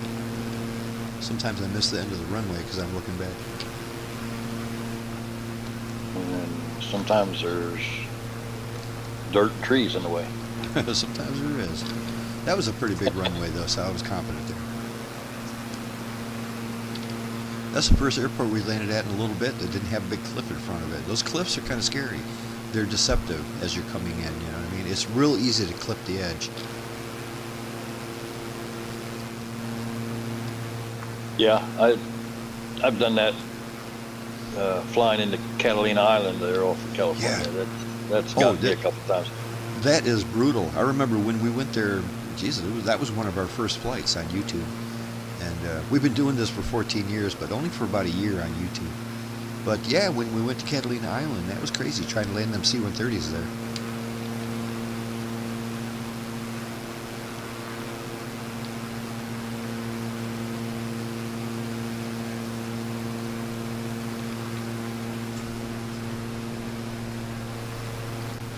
I didn't expect the airport at Catalina Island to have such a high elevation. It was way up in the mountains, man.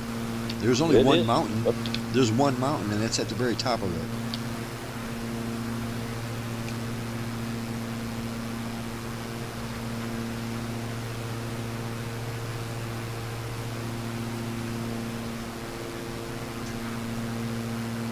So, Waterman, where are you living at nowadays?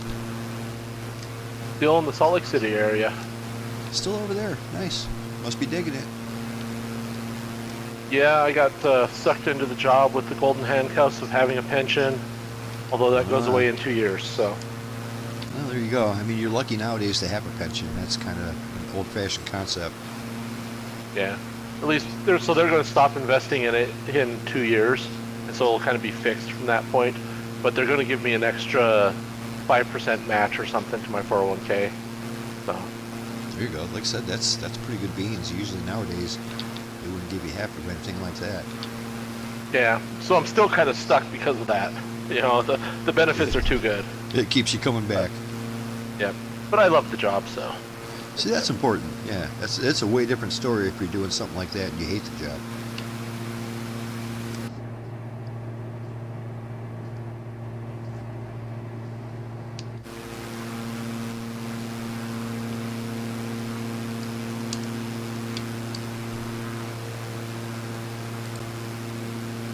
All right, gentlemen, a little information on Kadena Air Base at Romeo Oscar Delta November.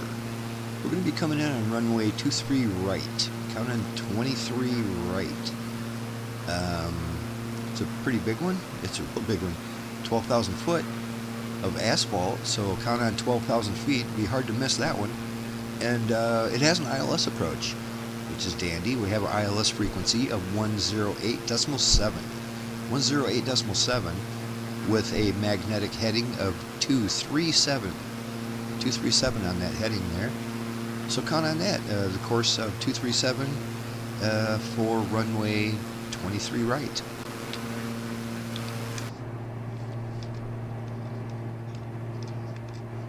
Let's try this again. Something tells me this one's for sure going to have a glide slope. They're both military Air Force Base.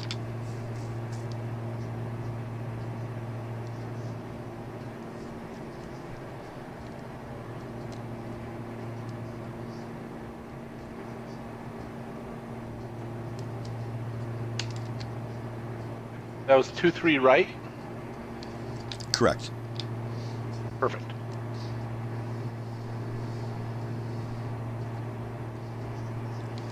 Yeah, it's pretty much the straightest in, and it's got a nice ILS approach. It's only about 93 miles out.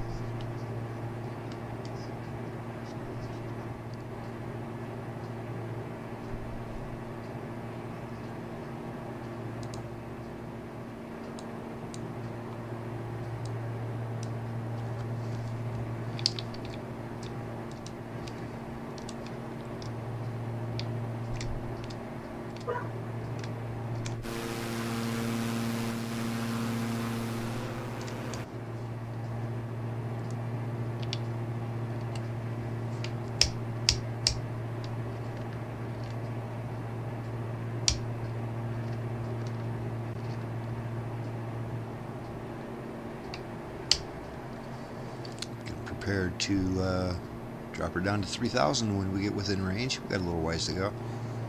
About another 70 miles.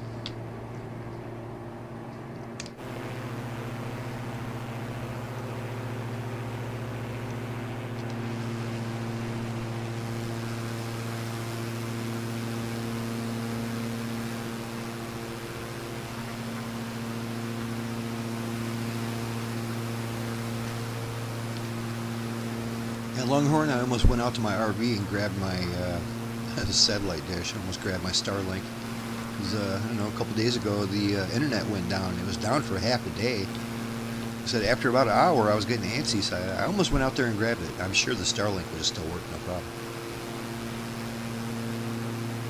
Probably. Yeah, I've been throwing in my work vehicle for the last week or so because I don't have cell service so just about everywhere I go.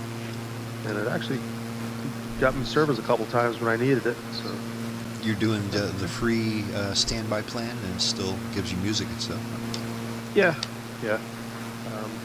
Our next trip probably won't be isn't scheduled till February. So we'll switch it over to the data plan in February for a week. I'd love to take a trip in the winter. I can never afford it. I make my money in the summer.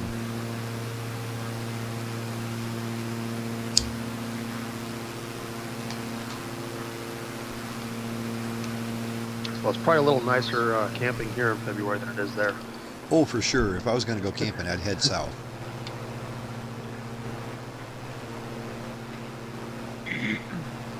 So I still have a lot of the defaults turned on in here. As I said, I have like now 2 hours in here.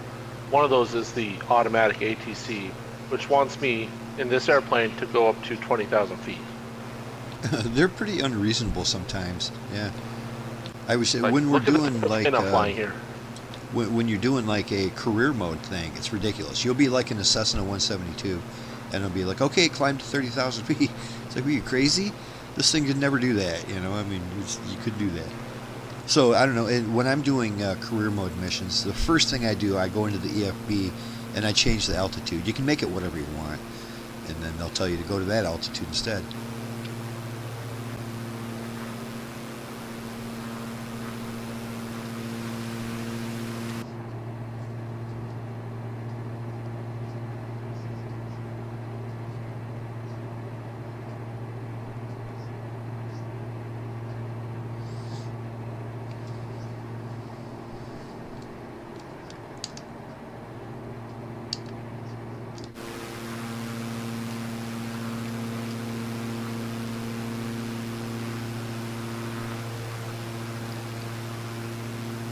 Yeah, Waterman, one of the people that we haven't heard from in years, and I would love to hear from him, is our buddy Bob Dunn. I haven't heard from Robert Dunn in years and years. He's just the greatest guy. I would so love to talk to him again. Well, he is in my friends list, and I see him playing solitaire all the time. Like on Steam or something? No, in with the Xbox. Oh, I see. Yeah, yeah. That could be his granddaughter. Yeah, that's what I wonder. Yeah. I mean, if you see him playing like My Little Pony, that's probably him. But yeah, Bob Dunn is just like the absolute most. You know, a couple times in your life, you'll run into somebody who's just like almost life-changing. You know, his positive attitude and just the way he goes about life. I've never seen somebody so friendly. You know, just a great guy. Would do anything for you. I know he's helped me out before. I mean, I didn't even have to ask. I didn't even have to ask, and he was right there ready.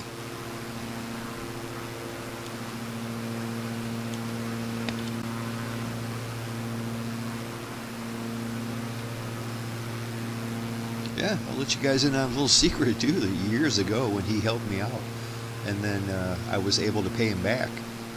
He didn't want the money. I was like, oh man, you know, I'm good now. I'm back on my feet. Everything's stable. You know, I would feel much better if I could just pay you back. You know, you were far too generous. I just want to give you the money and we'll be even. And I just want to pay you back. That would make me feel so much better. And he refused to take it. And he said, Lazerbolt, what you can do, instead of paying me back, just keep the community going. Keep it going. The community is falling apart all around us, and just we need somebody to keep it going. So keep flying. And here we are 14 years later, and that's why I'm still doing it. I promised Bob. That's my secret. That's why we're here to this day. I promised Bob I would keep going. Yeah, I still have Bob's private cell phone number too. Yeah, I texted him before, and he texted back, and you know, it was just the standard. It's like, oh, I'm just too busy right now. I'm like, yeah, bullshit. Too busy. Nobody's that busy. You know, he's freaking 90 years old. How busy are you? He's younger than me. Cut it out. Yeah.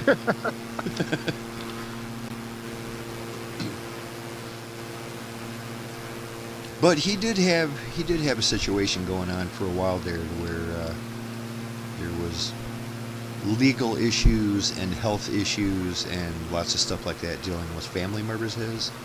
And that's what kind of made him stop flying with us, because he had to concentrate on that. And he just never came back. I wish he would. Even if he would just hop in and say hi, I would love that. And you know, we would all recognize that voice in a heartbeat. Bob is unmistakable. Just the way he talks, the way he carries himself is unmistakably Bob Dunn.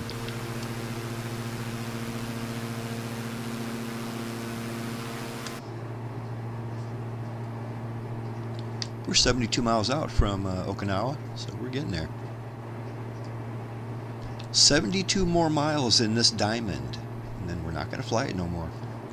At least for a while. I think I see land ahead. Land ho. That looks like it.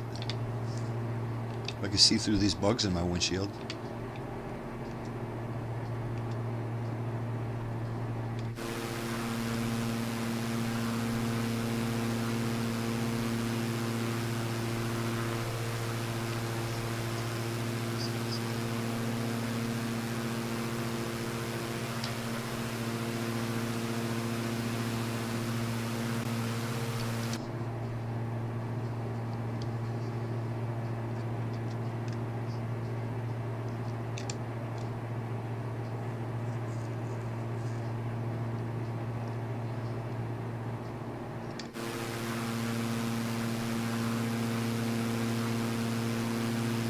This is another one where we shouldn't have to adjust our course too much to hit the ILS. It's pretty straight in.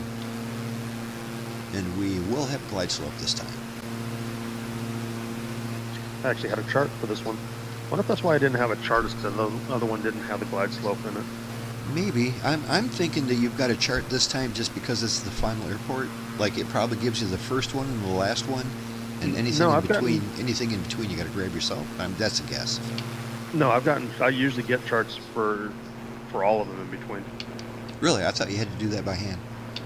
No, if I go into the your flight plan that you put in the EFE and then just go down and click on the airport and it loads it in purple or pinkish for the information, then if there's any charts available, then they'll show up there. Oh, okay. And usually they do, but Good way to for do some it. reason this one just, the last airport didn't have one. But then again, I couldn't get the localizer to capture either, so but this one has got it in there. Well, every once in a while too, there's a couple airports like that one we took off from today. It shows up on the map, but it's not really in the database. It's on the map though, so you can choose it. But when you're trying to find information about it, it's not in the game. And even when I loaded it into little nav map, so I could grab the info there, it instantly said it's not a valid airport. I'm like, huh, that's weird, because it's clearly a valid airport. It was even one that they hand-tuned. They worked on it by hand and make it really nice, you know. Why make it so hard to find?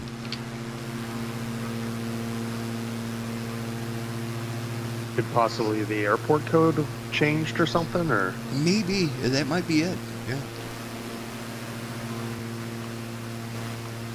If you zoom in, you can see there's somebody already up there about 65 miles in front of us called Young Geezy in an SR-71 Blackbird.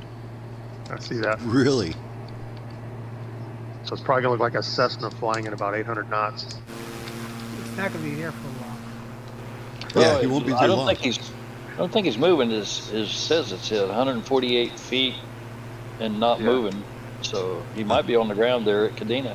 Well, maybe. Once he starts moving, though, he'll be moving. So when I first was stationed at Kadena in Okinawa, the SR-71 was still active there. Yeah, that was the big sound-breaking, high-altitude. Yeah. They call it the Habu when we were stationed there for like a black snake. But Only one I've ever seen was at the Air Museum in Tucson, and it wasn't flying. Oh, that's an old Cold War airplane there. It's an old style. Yeah, the one they have at the Air Force Base here in Utah is the only SR-71C in existence, nicknamed the Bastard, because it's the front end of a SR-71 trainer, I want to say, and the back end of an A-12. They put them together. Just gonna slap them together and go. Yeah, they did fly it a little bit, but yeah. It wasn't worth it. Nope, it didn't stay that way for long.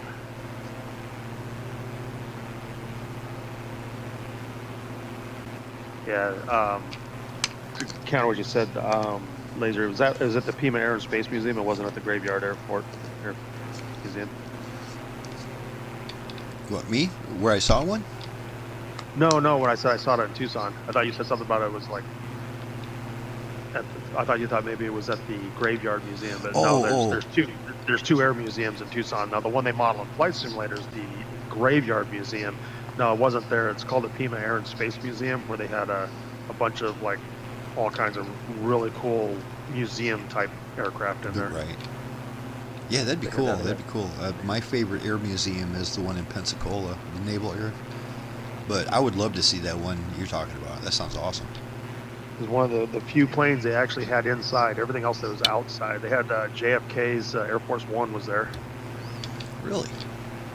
That's pretty cool. I photographed the Pima Air Museum about 10, 15 years ago. All the aircraft I could find there. Yeah, we took the trips on the thing, and I photographed everything.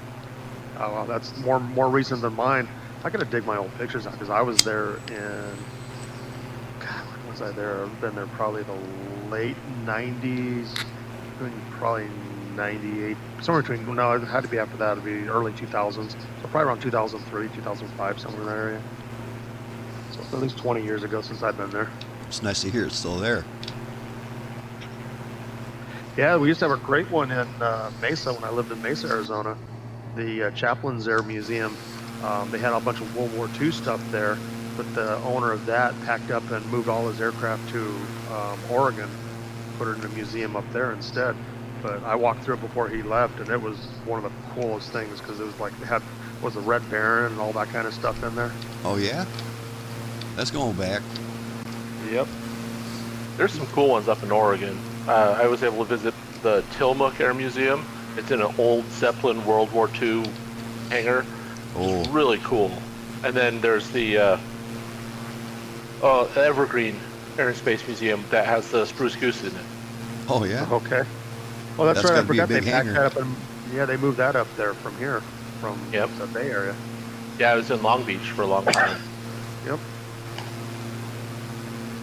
Yeah, years and years ago, I got the chance to go up. I worked in a grocery store doing frozen foods, and the Red Baron Pizza Company had a bunch of steermans, and they would take the managers of the frozen departments up, and we went up and, they're strapping you in, showing you how to eject, or not eject, but pull yourself out and That's awesome. pull your parachute. Dude, now that's marketing. That's marketing right there. Cool. They don't do that anymore nowadays. No, they don't. They got rid of them, but they would take us up, and we were doing acrobatics all over. It was really cool. Yeah, I photographed the Red Baron team many times in flight. Yeah, it's too bad they got rid of them, but there was more expensive marketing than they could afford. Yep. Yeah, they would never even try something like that nowadays. They'd be worried about getting sued. Yeah. Well, even if they were just doing air shows like they used to, not doing the rides for people, still expensive.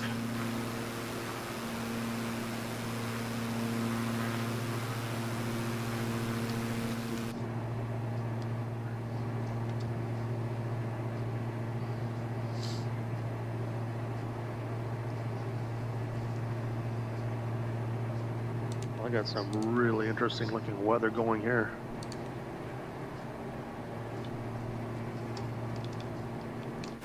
It ain't storming for you, is it? Last week it was like bad, especially for Bob. He had lightning and everything.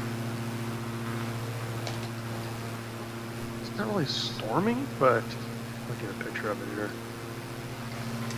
Let's see.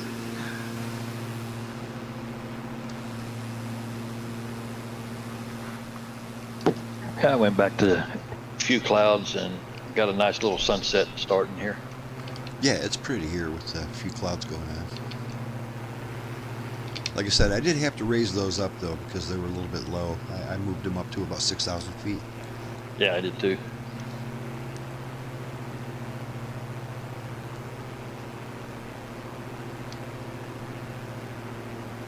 I wonder if young Geezy's just waiting for us to come in. That's what I'm thinking, because his altitude hasn't changed, and the distance is closing in. So I'd say he's on the ground there at Kadena, or he could be at Fatima, I don't know, next door. Yeah, I'm looking at that picture you just put up there, Longhorn. You don't have much visibility at all, do you? Like Nope. a mile. It's weird though, because it's like it's white above me, which is overcast. You can't see the blue sky or anything, and then it's gray below me. Although I am just now starting to see some shoreline.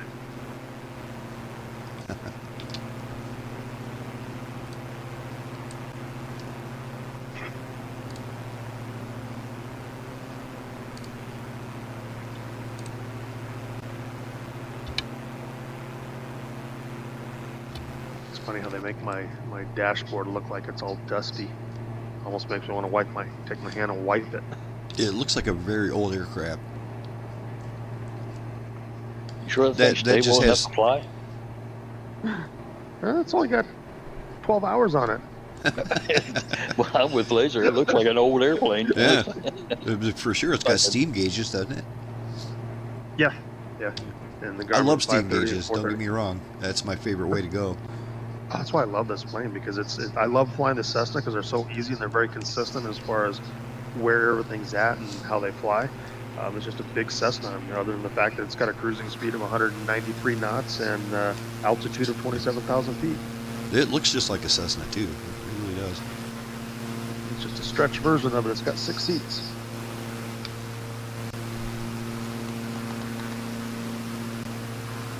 Got a 900-mile range. Oh, that's quite a bit more than a Cessna would. I think. It's certainly faster than a Cessna, I'll tell you that. A Cessna could never keep up with us. I've got like a huge assortment of Cessnas now. I've got from Orbix, or from Carenado, the 172 they just released, and then the 182 Q, 182 RG, the 182S. I'm guessing that 172 from Carenado is pretty nice. They don't make junk, man. Carenado's on the ball. It's nice. It's definitely the older version than what comes with the flight simulator, though. So it's all steam gauge, very crude. If I remember, I only flew it once since I bought it, but if I want to say it's one of the autopilot systems that doesn't have like the altitude where it'll capture the altitude for you. You got to actually like manually when you get there Right. hit altitude hold and stuff like Like that. the H. Yeah. So it's definitely a much older version, but it's more detailed than the default planes. Right. It was on sale back for the Thanksgiving sale for like $10. Oh, it's got to be worth $10. I had it in FSX, and so it was one that I had all the gauges for with my instrument clusters and whatnot, and I wanted to have it again, so I think it was, I don't remember if it was on, no, it wasn't on sale. I paid full price for it, stupid me. It was one I liked, and I made a custom livery for it a long time ago. I got to figure out if I can get that back in. Right. Well, that's one of the things. If you like it, it's worth it. You know, if you're going to actually fly it, it's worth it. Well, there's still so many default ones that came with the ultimate package that I've got that I've never even touched. Like you're talking about, the A400 and the C17, I think it is, or the one C17, whatever. I've never even touched those in 2024. There's a whole bunch of them too that I've never tried, mostly because they don't really fit our flights. You know, a lot of them are like far too slow, and then they jump up to way too fast.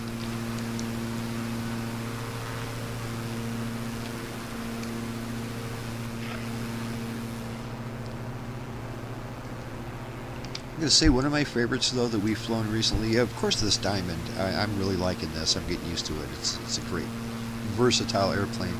But that 404 that we flew, was it a Titan? It was called. That was cool. I enjoyed that too. Yeah, that's a fun one to fly. Yeah. You should try the Corvallis. That was the one you were in last week, wasn't it? Yeah, the one I flew the last few weeks, because that's a really cool. I mean, it's got basically the same instrument package you guys got in the Diamond. Right. Just single engine, but it's really cool to fly. My instruments are telling me that there's no glide slope for this for this localizer. I'm a little bit surprised by that. I'm still 32 out, so I haven't actually picked it up yet. But when I switch over to the CDI, switch it over to nav, it just has the big no GS. Yeah, and we never did determine last week whether that meant that the airport doesn't have one, or we just haven't captured it. Right. I think it means that it doesn't have one. We'll Yeah, be because I don't finding remember. out. I don't remember seeing that before, until last week when I noticed it on the plane I was flying where it said no GS. Yeah, you'll see it right next to, well, for me, it's where your glide slope would normally be, right next to your altitude indicator. And mine just has a green G, and then underneath it says no GS, no glide slope. Bummer. I am going to go, I'm going to drop her down. We're at 30 miles right now. I'm going to drop her down to 3,000 feet. I'd like to be at 3,000 when we're 20 out, and that will tell us for sure if there's a glide slope.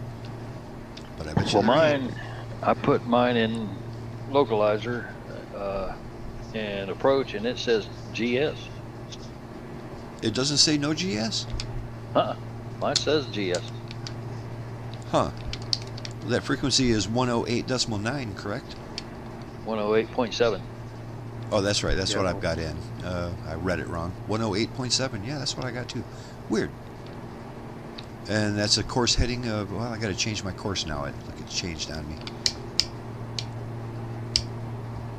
It says 188, but I don't think it's 188.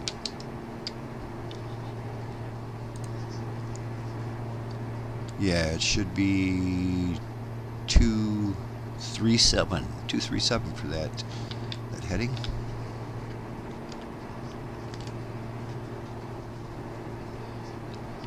Yeah, of course that didn't change anything. It still says no glide slope. Very weird. I wonder if it just still says no glide slope from last time.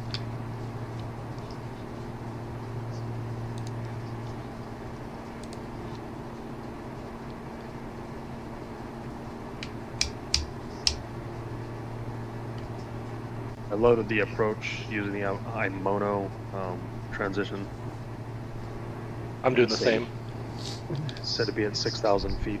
At Well, that, you know what it is though? My flight plan, I can see it at the top of the screen here. It says I'm going from the last airport, and it says I'm coming in on runway 23 left.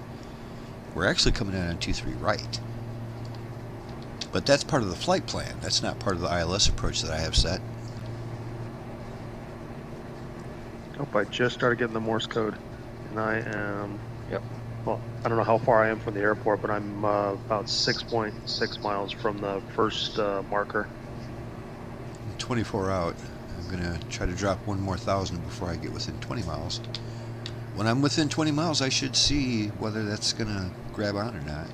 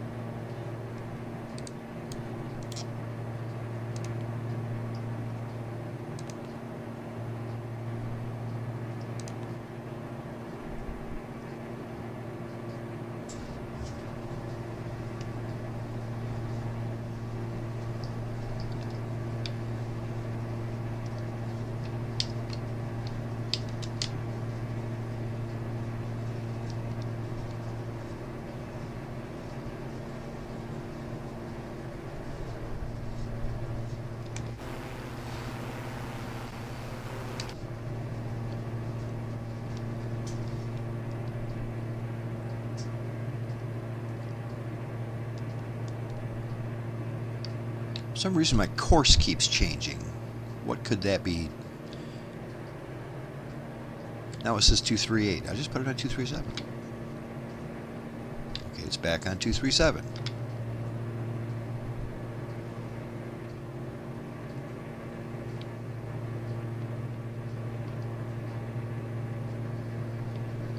Okay, now that I'm within 20 miles, I have a glide slope indicator, so good beans.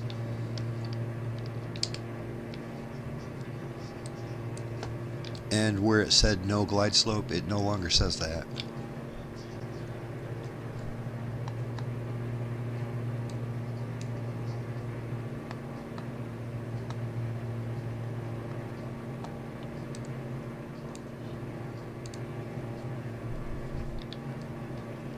Well, we're just going to keep doing what we're doing, and hopefully it works.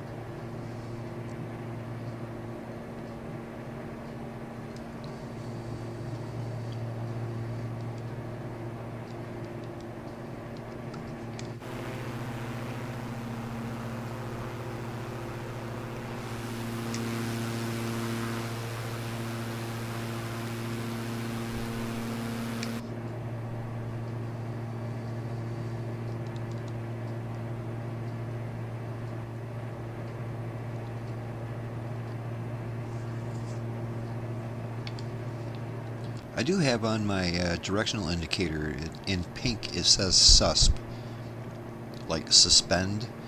Is there something suspended, some operation suspended? Do you know what that's about? I turned that off. Yeah, I saw mine had that lit up too. How do you turn that off? I pushed a little button right Oh. below it. I see there's a button that says susp right below it. Okay. Alright, whatever the hell that meant. We don't need it, I think.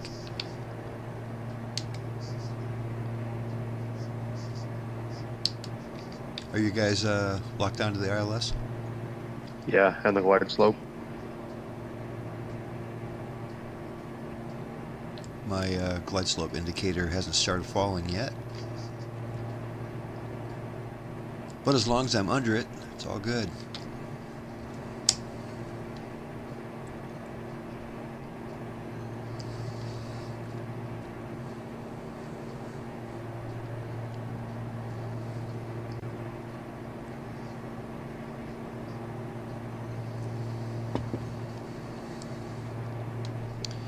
Yep, I'm drinking the last of the eggnog. Get rid of it. Holidays are over. Get rid of it. New Year's wasn't made for eggnog. Speak for yourself. I do like eggnog, but I've been drinking too much of it. Somebody made the comment on one of the Facebook groups today. Is like, what is it with Safeway getting rid of eggnog the day after Christmas? Like, they should at least have it till New Year's. Well, I am fully established on that localizer. Once again, it did nothing until I crossed the line. You know what I mean? As soon as I crossed the beam, it grabbed onto it. Usually it takes you to the beam, but it didn't. Either way, doesn't matter. It's perfect now.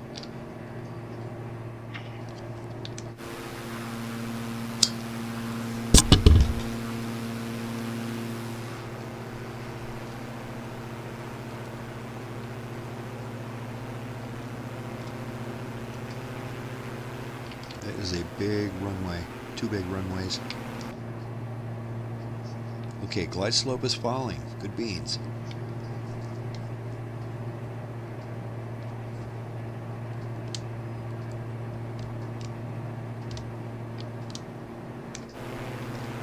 I do like how they've got ship traffic built right in. You used to have to get an add-on to have that.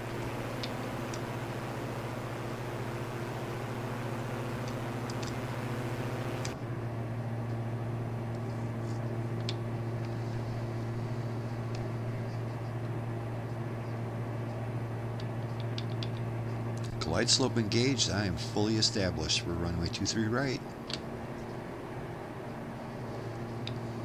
I love it when a plane comes together.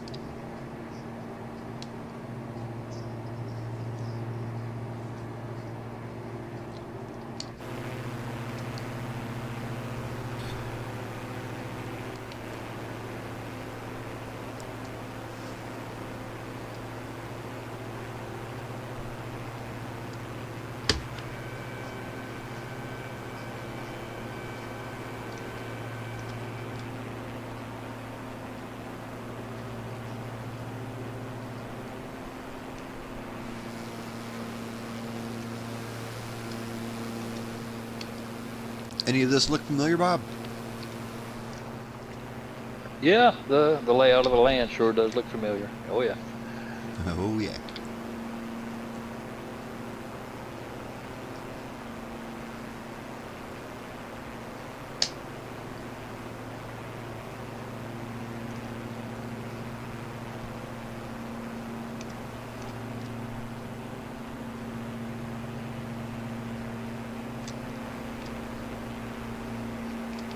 Hello.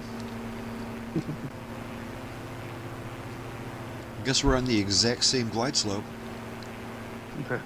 Yeah, and now I can kind of see the runway. I was thinking it was a big black splotch to the right, Oh, but it must be the gray splotch in between. I was talking about me. Did you see me? Yeah, well, yeah, Okay. right up, you flew right over my head. No, you went directly through me 100%. So, like I said, at least we're on the exact same glide slope. Everything's perfectly calibrated here.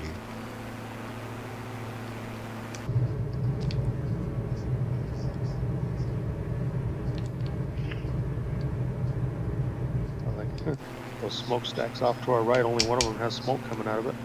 Yeah, I noticed that. There's 3 of them. Oh wow. I'm almost passing you guys. I thought you was already close to the ground. We kind of are. I am going a little bit slow. I don't even think I'm going 90 knots. Yeah, I'm going 97. So, yeah, I'm a little slow. I guess I was going fast. I am definitely high, so it's a good thing this runway is long. It is very long.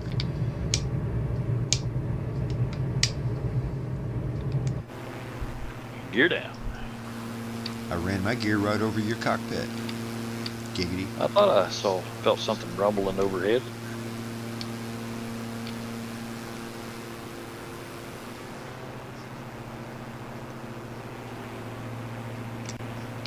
That's a perfect approach happening here. Looking good. We still got young Geezy waiting for us. If he's all that young, he's not going to remember that airplane.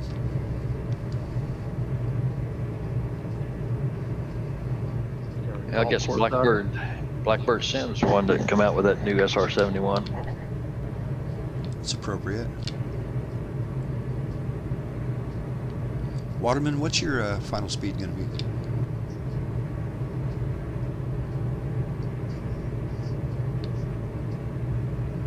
Just trying to stay behind you here. I bet he's concentrating for that, so he don't mess up that landing. Yeah, I'm going to try to maintain about 85. I don't want to go too much slower than that.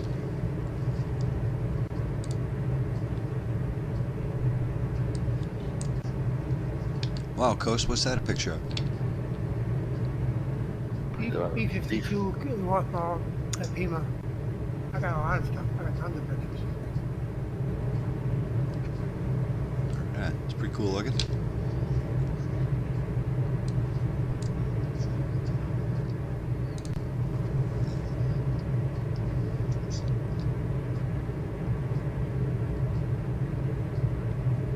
Hey, Crow Air is checking in on the stream. Says, where are you guys landing at? Says, it's Crow Air. We're coming in right now in the final destination of the list of airports. This is Okinawa itself.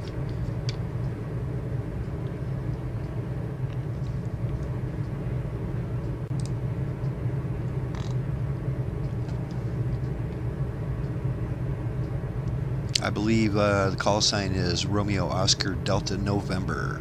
Romeo Oscar Delta November.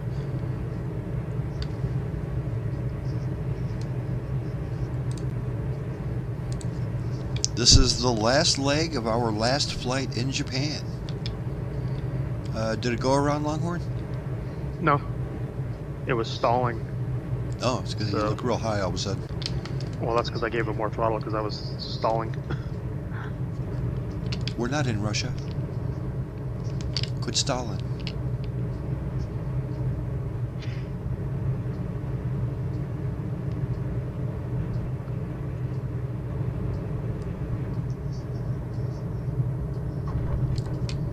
That was nice and smooth.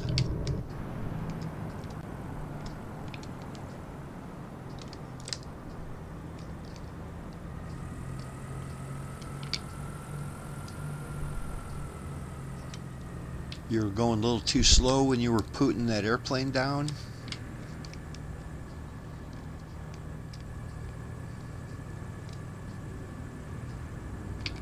Yeah, Bob, that was a great landing there. Nice and smooth. Right on that center line.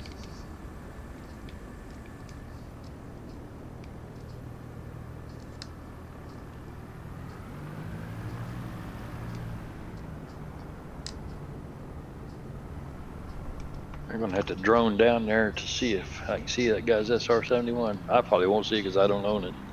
I'm thinking of taxiing down there and seeing what's up. I He see looks it like as he's a in a hangar. 757.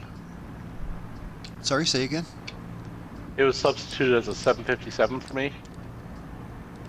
Yeah, it probably will for all of us because we don't have that airplane yet in our inventory, so it'll be a substitute. I remember when it used to substitute a jumbo jet for everything. Doesn't matter what it was, it would put a substitute jumbo jet there. I mean, sometimes it's okay, but then sometimes, like, if it's a sub for a helicopter, that's a little weird. Seeing that, you know, 747 helicoptering around the airport. Oh yeah, I used to see that all the time in 2020, the sim. Yeah. The new sim, I gotta say, this 24, it seems to do a pretty good job at least it gives you, I think what they do is instead of trying to figure out a good substitution, it kind of gives you something that's like what you're flying. So at least you see something similar to your own aircraft. Yeah, that's a little bit better than before.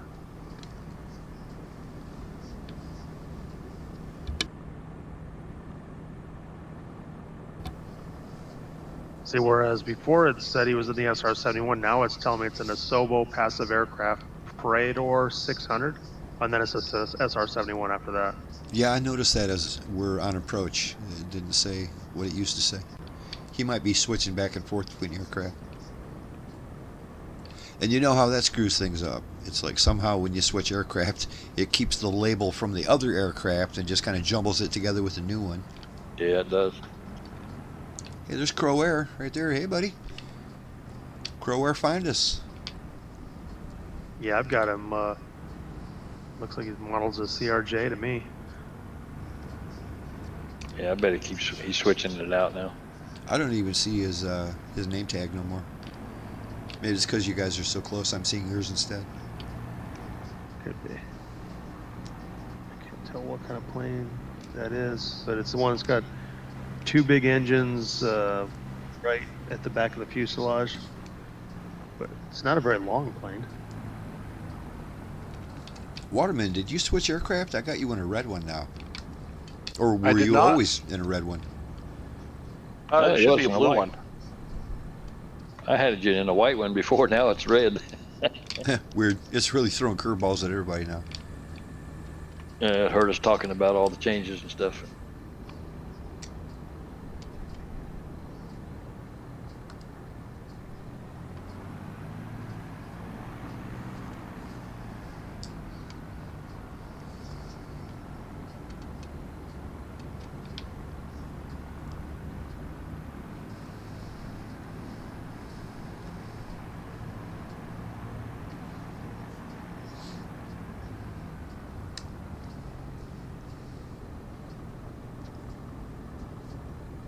Yeah, it's nice to see Crow Air caught up to us. Better late than never. We missed you through the whole flight, buddy. But it's good to see you now.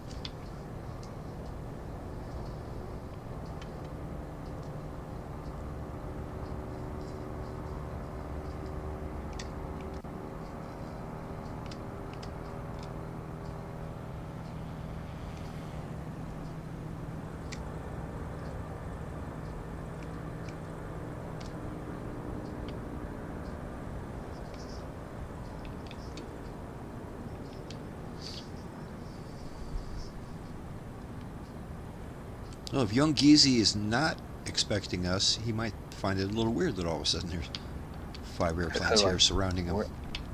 Yeah, I was thinking that. Where are all these airplanes coming from?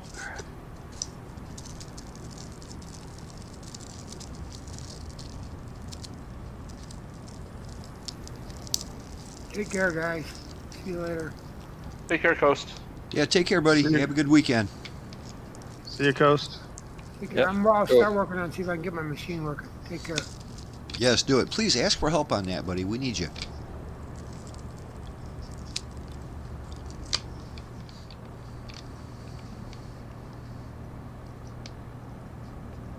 Yeah, this is certainly a big-ass airport, isn't it? Look at that. It's all, you know, auto-generated, but it's big. I wish they had I wish they had at least put the military airplanes that parked here. Yeah, it's very vacant. Try to park Not a next lot to you, here, huh? Longhorn.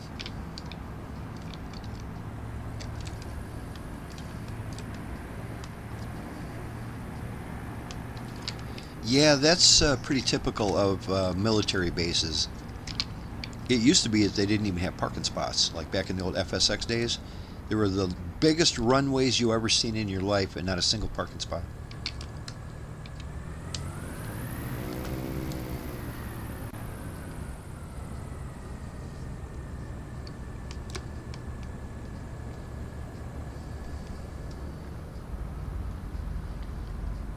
Nice. Well, gentlemen, it was a blast flying around Japan. There's a lot of cool stuff to see here, if you like mountains and water especially. And I do. Yep. Yeah, that was good. That was a good run there. Really am looking forward to hopping back in that C-130 next week. Chances Me are too. very high I'm going to be in the C-130H. Just a little info for anybody listening or anybody who doesn't really know how that works with the Hercules. That there is an issue with the 2024 version of the C-130H and the C-130J from Captain Sim.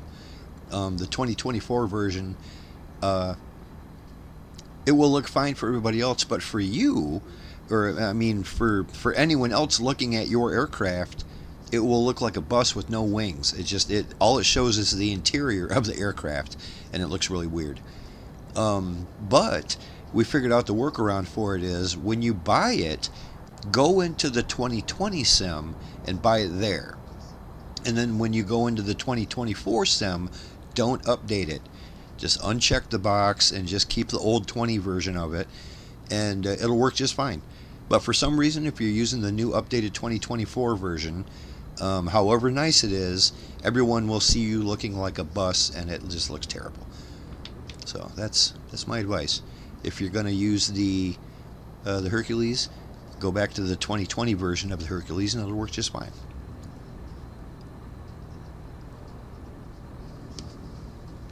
Well, if I'm able to make it next week, I'll try to jump in early so that you can maybe walk me through it. Yeah, right on, right on. I saw you were here a little bit early today too, so I was glad to Yeah, I see just you. wanted to make sure I had everything working right and was ready to go. Didn't get the push to talk, but everything else. Yeah, glad you could fly with us. Enjoyed the It company. was fun. Yeah. Just make sure when you hop in, of course, hop into a Discord channel, and that way I'll know you're here.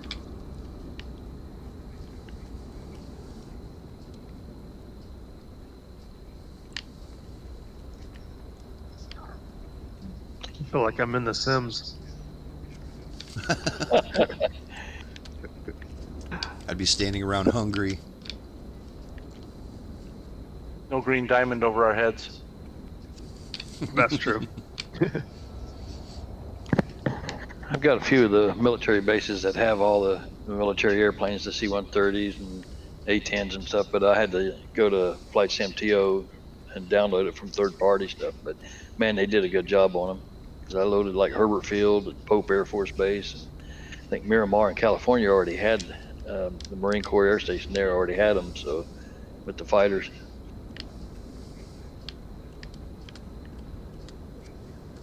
Yeah, I like the look of them fighters. Just the fact that you used to work around C-130s, that's awesome. I love that. I see young geezies moving. Probably come down here now.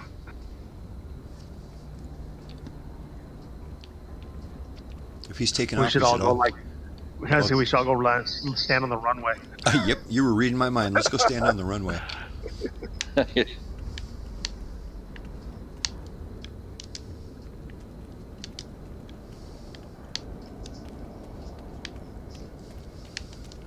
That's a long ways. Yeah, it's a long walk across there. He's moving so slow. Actually, maybe he is moving this direction. I'm going to run over there to Geezy and see what he's doing.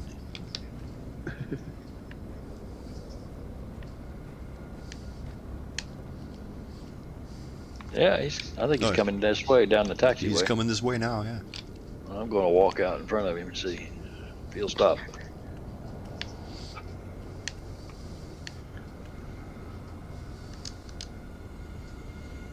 I can't stick out my thumb for like a hitchhiker.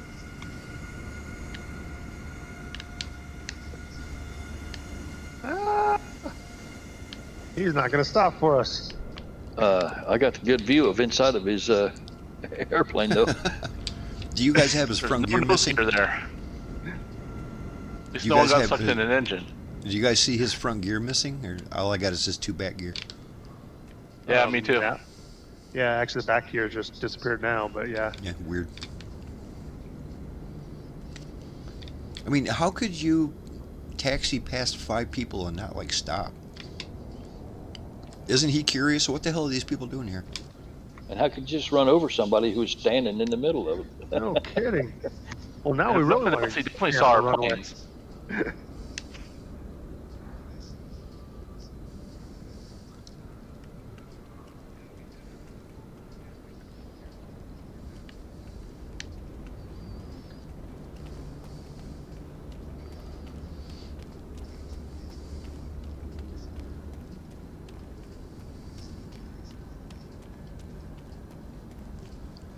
Yeah, that's pretty cool, Longhorn. I have what is clearly a substitution for you, but it still has your name on the back. That's awesome. Well, that's good. Yeah, it says you're in a 185 Skywagon. That's pretty close. Yeah, that's about as close as they could have got. Not Oh, having it's cool. Your name's on there. I love that, Longhorn. Neat. Yeah, I see his name on it. What's interesting is I don't see it, and I have the airplane. I just see a big white spot. That is strange. Yeah, that's something, Waterman, that they used to never were able to do that in any of the sims.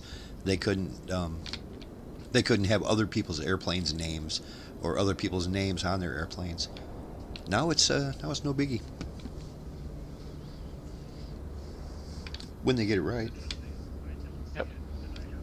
That's what I see.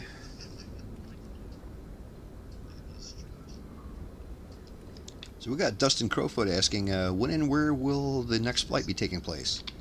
Well, the next flight is going to be 1 week from tonight. We fly every Friday night. We have done so for 14 years, every Friday night. And yeah, we're going to be taking off of this very airport right here. If you look in the description of the YouTube video, it'll show our flight plan. And the last airport is Okinawa, and that's this place. That's where we're going to be leaving from next week. Next week, we're going to be flying something considerably bigger than these airplanes. See, we're going to be in the C-130 Hercules. Looking forward to that. It's my favorite airplane by far, so that's going to be a good time. The plan is to fly out of here and fly south. I don't have the map in front of me, but I'm visualizing that we're going to be heading in the direction of the Philippines. If we make our way all the way down that island chain, we will end up somewhere near Australia. So we can check out New Zealand and Australia while we're at it. We've done that before, and it's a great place to fly, especially with the Hercules. Everything is pretty spread out around there, so the Hercules is good. You go high altitude, and it'll get you anywhere. So that is the plan for next week. Sounds like fun. Yeah, I'm looking forward to it. Yeah, I don't make any secrets about the fact that C-130 is my favorite. I love it, and I'll fly it every day if I could. Love that airplane. And there's a couple different versions of it, and they're all pretty good. The one I'm probably going to be in is going to be the Captain Sim C-130H, the 2020 version, not the 2024 version. But there's a small chance I'll be in the Blackbird Simulations Dirty 30. I still got some nuts and bolts to figure out about that, but if I figure it out during the week, that's when I'm going to fly. But anyway, it was a wonderful Boxing Day hanging out with my friends. Saw some old friends we ain't seen in a long time, so that's pretty cool. Enjoyed that. Wonder if this SR-71's about to take off. Down at the end of the runway there. I see him taxiing all the way down there. We got a good view of him.